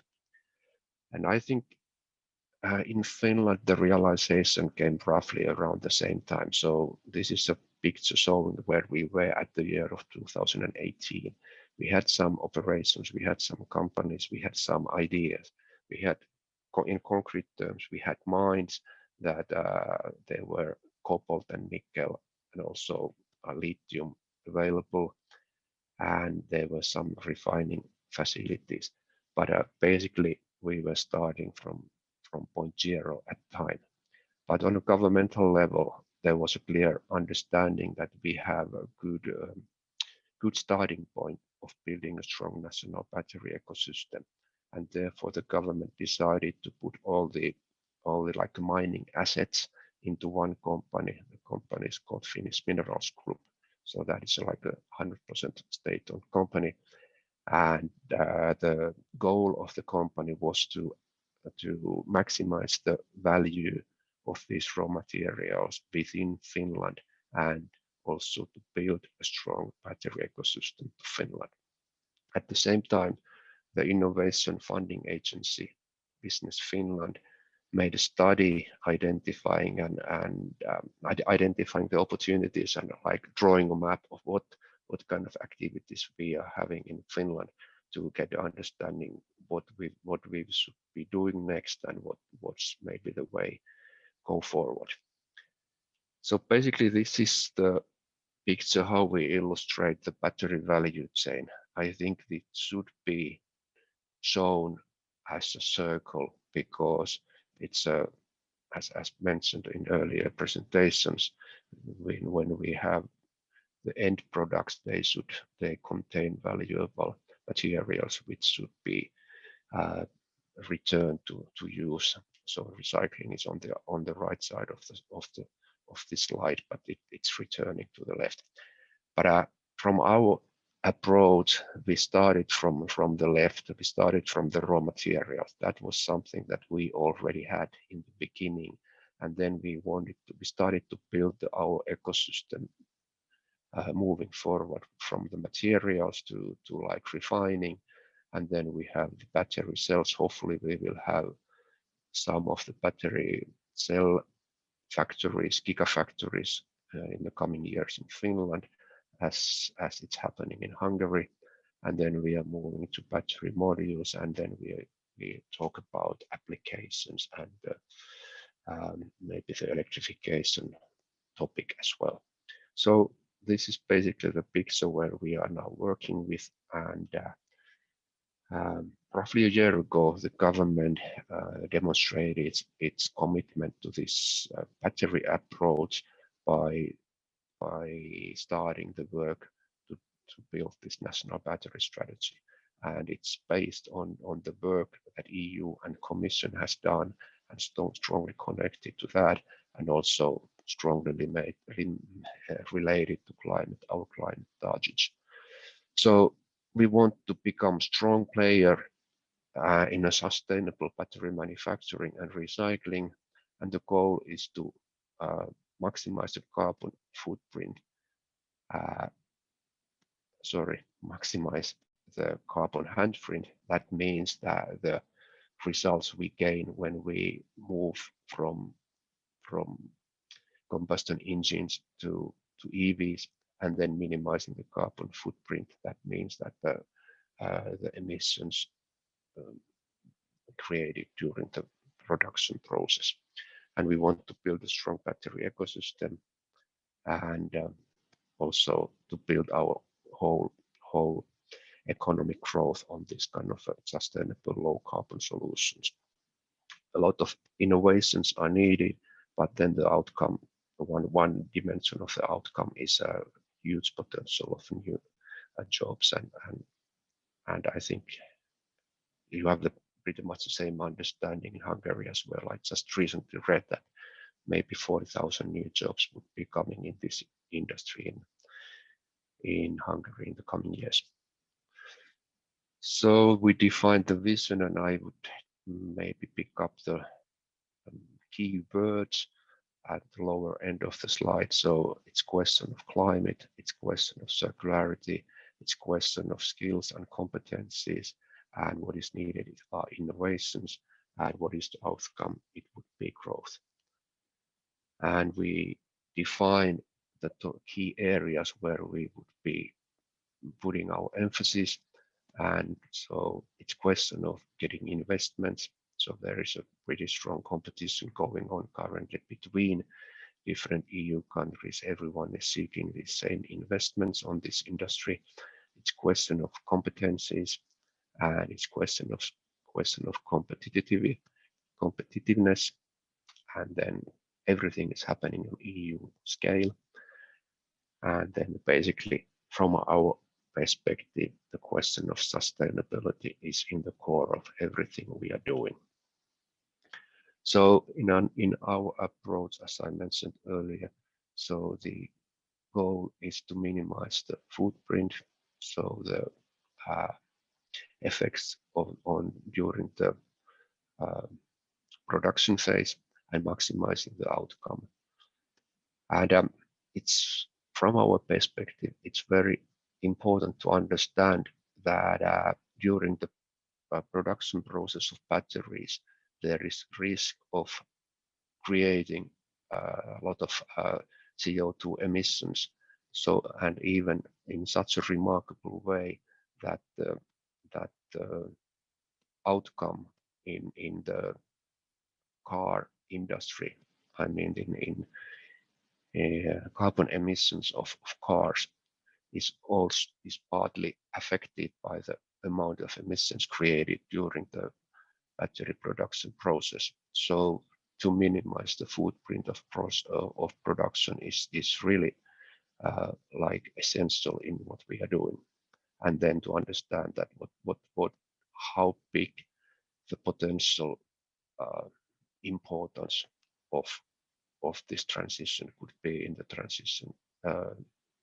transportation sector. But currently maybe the focus is mainly on carbon footprint, but it's in our work it's widening to environmental footprint as well, environmental impact, and then not only environmental but also the social impact is strongly taken into account. And I think this all we are doing fits nicely into the circular economy model, and that is behind everything we are doing right now.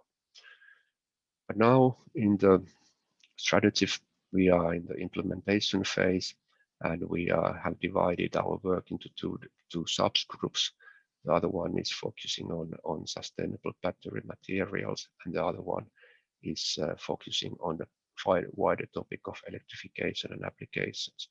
I think the latter one is something that is maybe unique in our battery strategy. So we came to the realization that it's not only a question of batteries, it's a question of a bigger transformation that we are seeing that is happening in the society right now.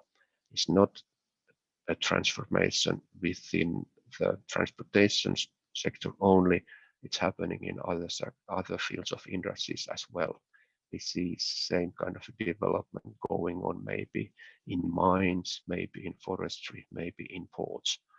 So it's question of a big change that is going on right now. I think we are all seeing slides like this showing the huge, enormous growth potential in batteries. So this specific picture is showing the European mega factory capacity, but I think same kind of slides showing tremendous growth in the coming years in the whole battery sector are very common these days. And I think Europe is right now the hotspot of batteries. So even 2 years ago, the investments alone in batteries in EU exceeded 60 billion. That is more than 3 times the amount of money invested in China. And I think the speed is even getting faster in Europe right now. So if we look at the big picture, EU is becoming more or less self-sufficient in the battery cell production. By 2025, almost 90% of the need will be covered locally. But then the development in providing the required battery materials within Europe is not happening in the same speed. If we look at the already announced investments, it looks like we might have maybe 1/3 of the required materials available from like a European production by 2025. So majority of the materials are still coming outside of Europe, mainly from Asia, mainly from China. And I think exactly this area of raw materials and battery materials is the field where we in Finland are playing a key role, and we are looking for investments, and we are seeing investments to materialize in this field of the battery, this part of the battery value chain. But to summarize the situation, so in anode production, Europe is really a small player at the moment, and I think it's very interesting to understand, to see a development going on within one company in Finland, that it's developing bio-based material. So I mean that it's developing an anode that is based on bio-based materials as like a substitute for graphite, which is not a circular material. So this kind of a development to more sustainable materials is also essential when we are developing the battery value chain. It's impressive to see slides or titles like this to become a Shangri-La of battery production, but this story is now maybe 18 months old. So a lot of things are happening all around the world, all around Europe right now. So there is need to move forward to still have a reputation like this. But I think at least the starting points for Finland to be a place for sustainable production is still extremely good. So the situation in Finland right now looks very different from the previous picture I saw. There's a lot of activities going on. There's a lot of companies starting their operations or opening up their plans, and we are convinced that we can be like a sustainable innovation gateway to European markets for other players as well. And the approach we are taking, it's based on this circular economy approach. I think this is everything that I wanted to say at this stage. So thank you very much.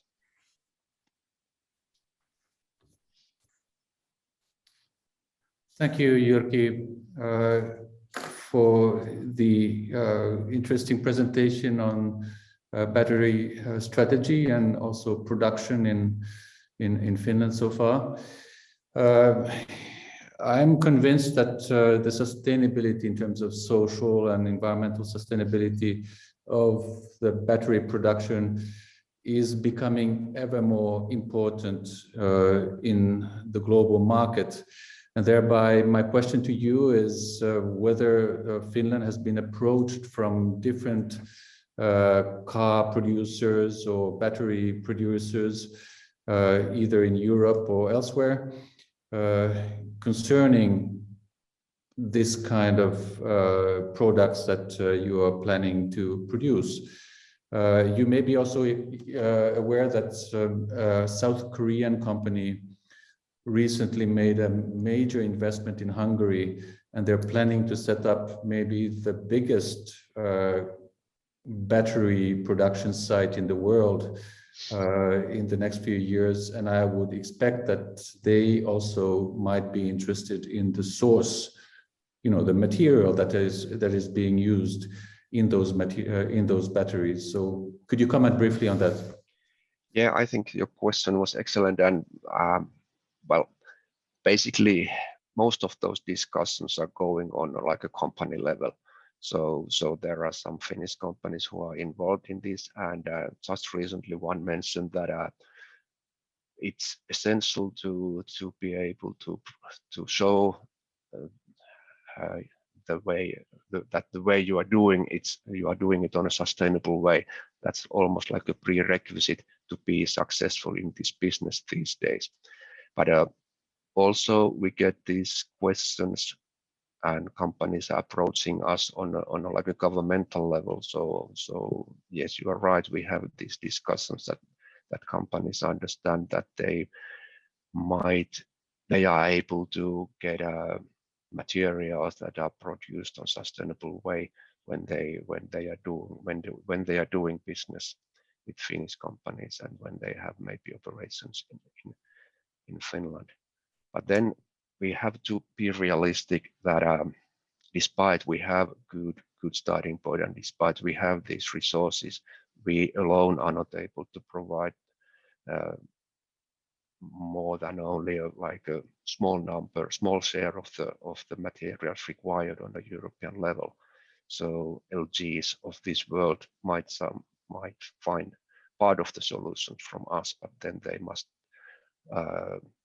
also look to other directions as well. Yeah, and there was one further question from the audience asking whether there's any other alternative product to replace lithium. Do you know anything about that? Well, in my previous life, when I was a journalist, I was running a innovation focused news site, and we had maybe at least once a week we had a story on new revolutionary battery technology, and so they were basically on a like a research scale or research level ideas, but then only just very small share of them never moved to the like a commercial side. But so my message is that there are so many new ideas related to new types of battery chemistries and new solutions in the battery technologies that some of them might be able to replace lithium. But I think lithium might not be the challenging material most of the discussions are around cobalt and how to replace cobalt in batteries. But I'm quite convinced that we will see new solutions entering the commercial phase sooner or later. But this is like also an industry that needs heavy investments.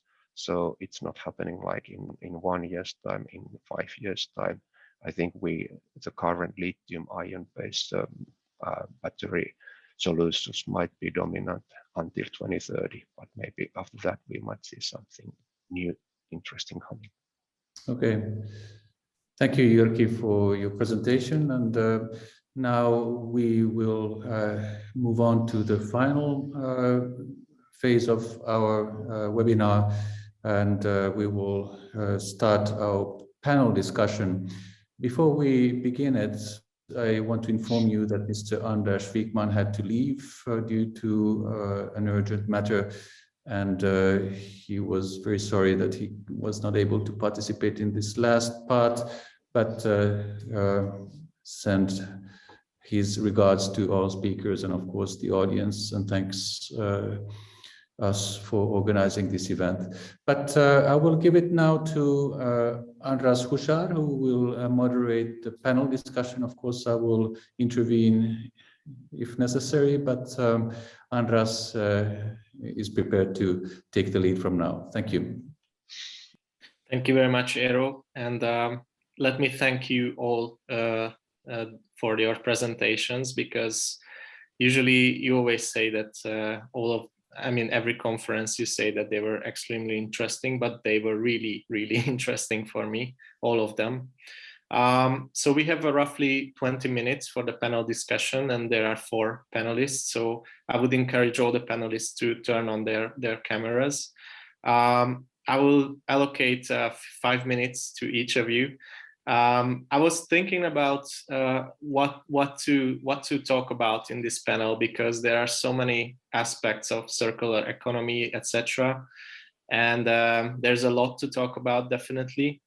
And I choose the topic of jobs, and let me explain why. I think our world or our economy is built on an extremely overdriven world, where so many jobs were created to serve the overheated demand. And I would be really, really curious what would happen from jobs aspect if we would, shift to a more efficient world. And let me give you one of my personal experience. I was involved in the preparation of the Hungarian long-term climate strategy until 2050. And basically, the state secretary who was responsible for the creation of the strategy keep asking us to provide some figures or analysis on the impact of jobs of this green transition. So I think because so many people are worried about their jobs, like what would happen with them in a transformed and more sustainable world. And we keep hearing in these presentations very often that there are so many opportunities for green jobs, etc. But definitely, I guess we also talk about the challenges associated with this transition from the jobs aspect. So I have 2 guiding questions to each of you. And the first one is, if the consumption and material demand goes down in the world, what would happen with jobs? What do you think? How this would transform the job market? And the other one is connected to that, is what economic activities will provide business opportunities in the future? So how can you define that? And I would like to give the floor first to Mr. Potocnik. On the second question, I don't need to use 1 minute because I have presented you with a slide of 50 investment opportunities. So I have no better answer than that. These are the things to which you should look at. And these are in line with the future directions. On the first one, sometimes to be entirely frank about that, sometimes we are obsessed with the questions of economic impacts, which on the well-being and on the economic outcomes, which are important indeed. But you know, if you put as an alternative, then that climate change would actually happen quicker and in much more severe ways, that pandemics would happen, that we would have the problems with pollutions, with social questions and so on. If you take those kind of, so you don't need any economic, by the way, and any modeling and anything, because the common sense is this is suicidal. So is it suicide something which humanity it's really seriously worth challenging? So I think it's really important that sometimes we don't get really obsessed with that. So let's think common sense, and common sense is we are long-term going into suicidal direction. We have to change the course. In many cases, these are new investment opportunities and new opportunities also for the jobs, because any transition is actually opportunity for those who are innovative. But I do believe that this green transition is to a lesser extent a challenge, for example, for the jobs than digitalization. And these are the real questions then.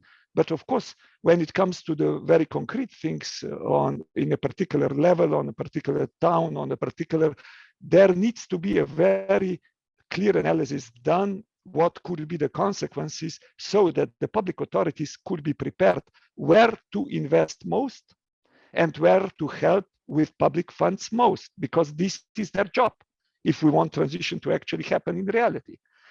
Another thing which I would like to underline, which is quite important, we have just embarked in Systemic to a 2 years project about trying to answer exactly the question which you asked. And where is the major problem to answer that question? The major problem is that the current state of modeling, it's not really up to do the job in a perfect way. So if you take, for example, general equilibrium models, which are normally used for impact assessments, they have difficulty to capture the real in-depth transitional needs and changes, which is leading then to the consequence, then you might undershoot the potential of future jobs as well as the future economic perspective. And then you capture better the costs, because costs are based on leaving out some of the existing structures, then actually capturing the new opportunities. And then you get an answer which is actually biased. So in the first place, we need to be able to model better the transitional economics than we are currently doing. And then, of course, the question which you are asking will become probably easier to answer. But at this stage, let's use as much as we can common sense, which means we have to do the transition, full stop.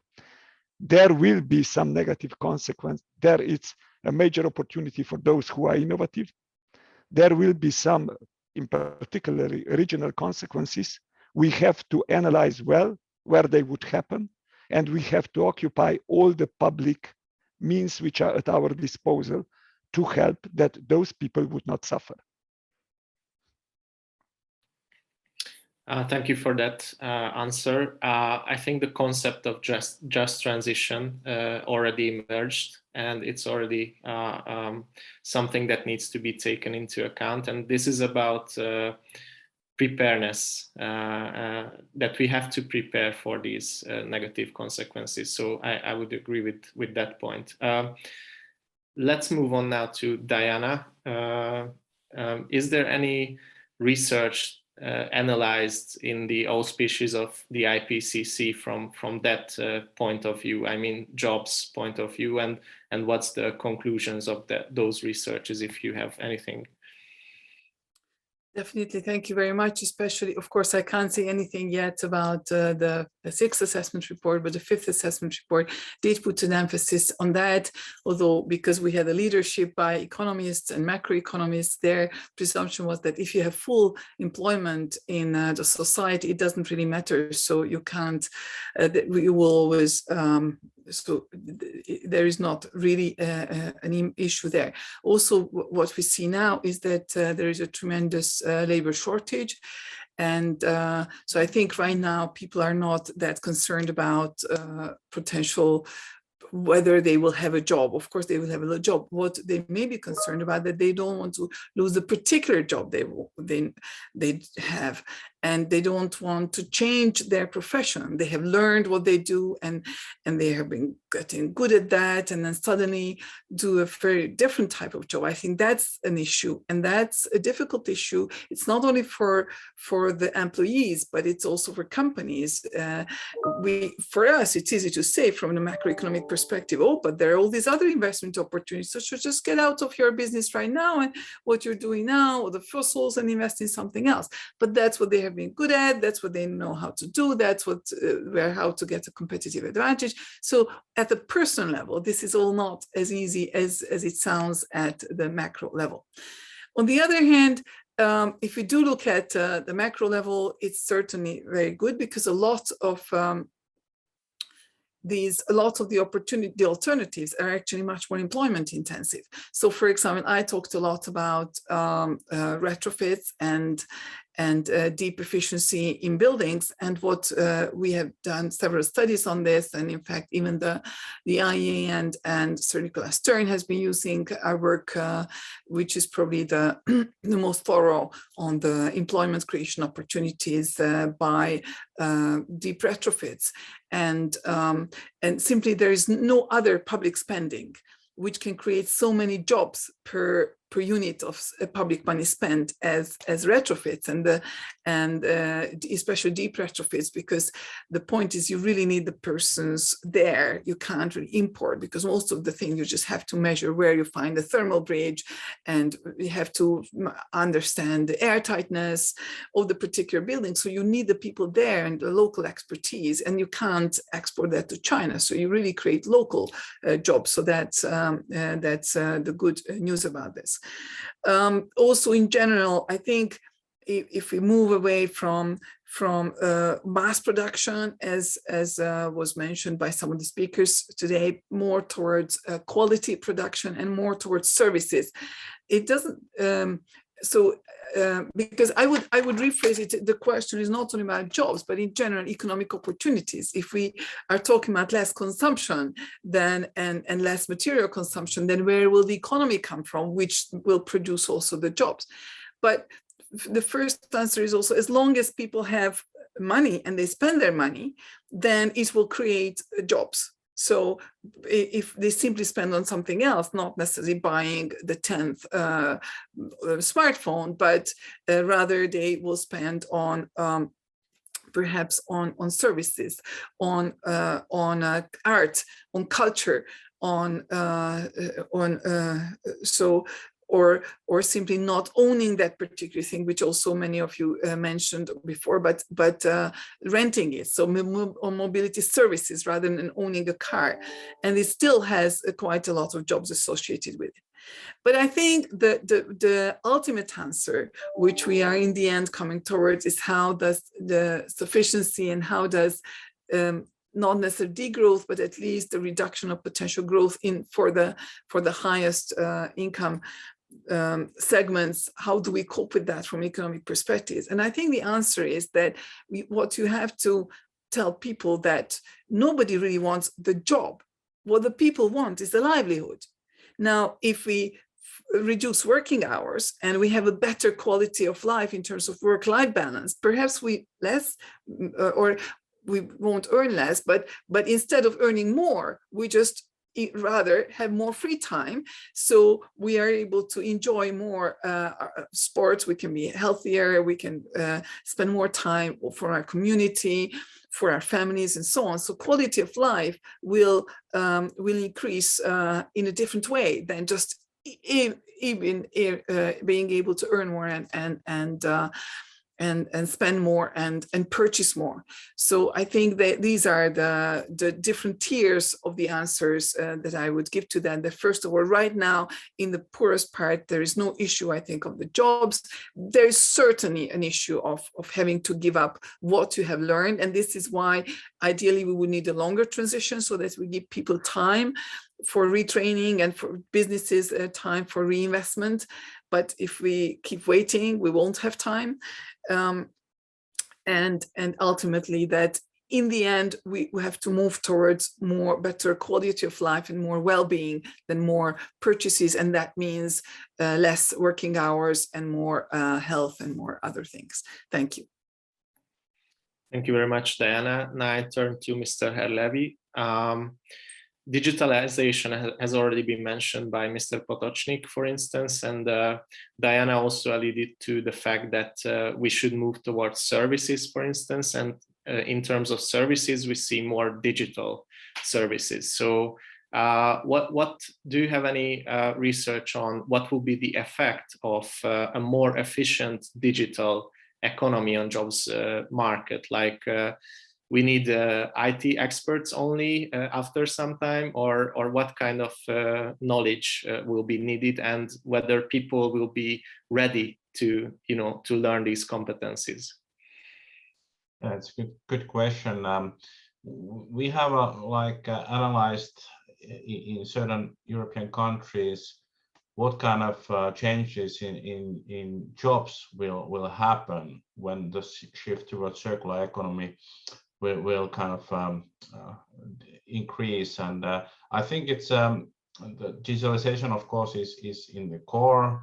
And I would also raise that as a very big opportunity. But from the jobs perspective, I think what is obvious is that in this kind of transition, some jobs simply disappear, and some jobs, of course, will emerge as a new ones, and most likely in many jobs the content will change. And in that respect, I think it's the most important thing is to assess the quality and the quantity of the circular jobs as a kind of main point. And of course, varying a bit, like also Diana pointed out, in different regions have different kind of challenges. And in that sense, at least if I think about the Finnish context, we have just Slush at the moment ongoing, which is a very big kind of startup event for digital players. And what we haven't seen so far is the merger of sustainability and the digital solutions that much. And that's why we have been focusing in the data economy and that kind of topics, try to bring this sustainability and digitalization together. And one of the key things that we are looking at is really the kind of skills part. And so that, for example, circular economy is not like a generalist job. It's really integrated in different jobs perspective, so that there are people who understand the value chains better from this perspective. And definitely that there is a strong push from the industries as well for lifelong learning, because this is not solved from the education perspective in high schools, etc.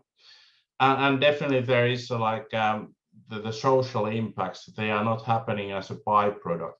It is really what we need is really leadership from the governments to push this as a national and multinational level.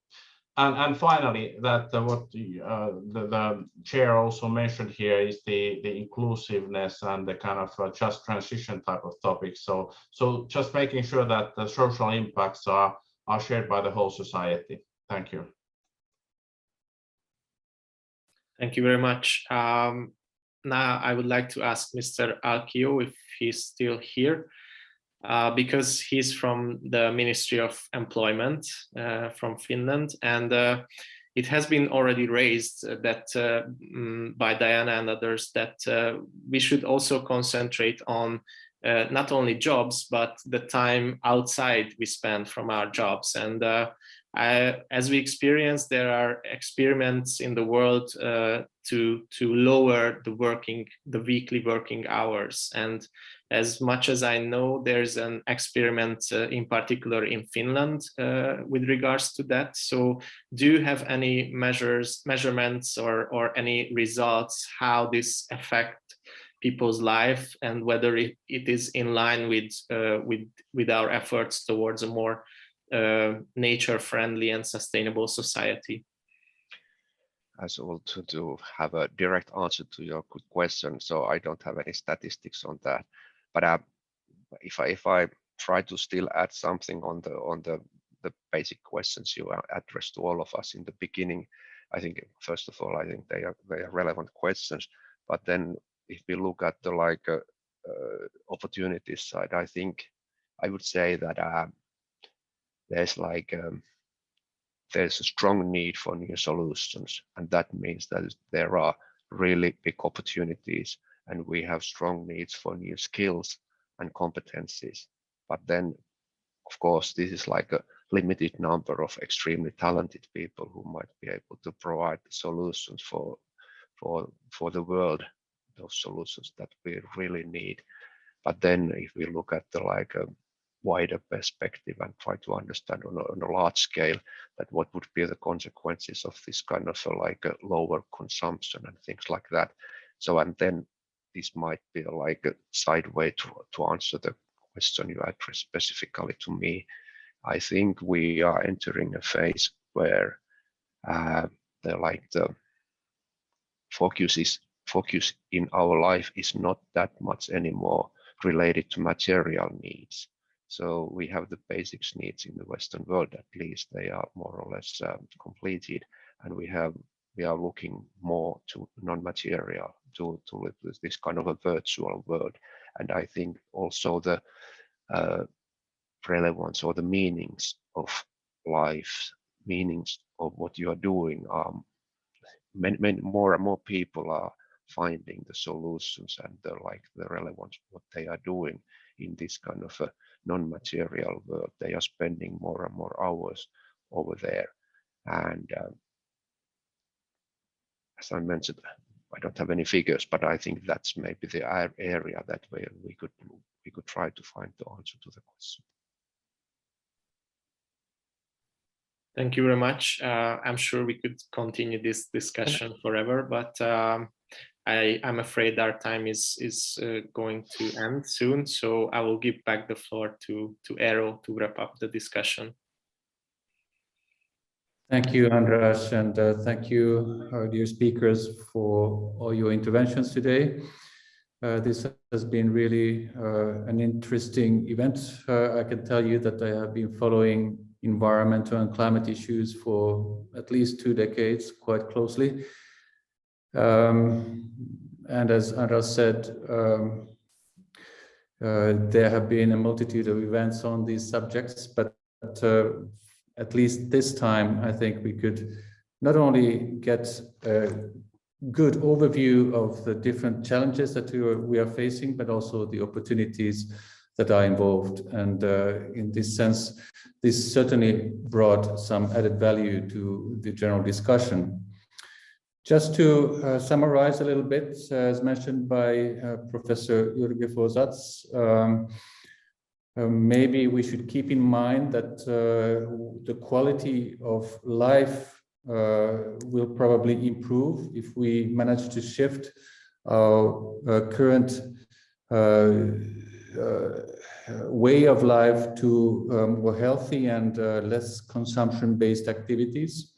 And also, as Mr. Potocnik said, of course, all the necessary funds need to be mobilized to soften the possible negative impacts of the green transition.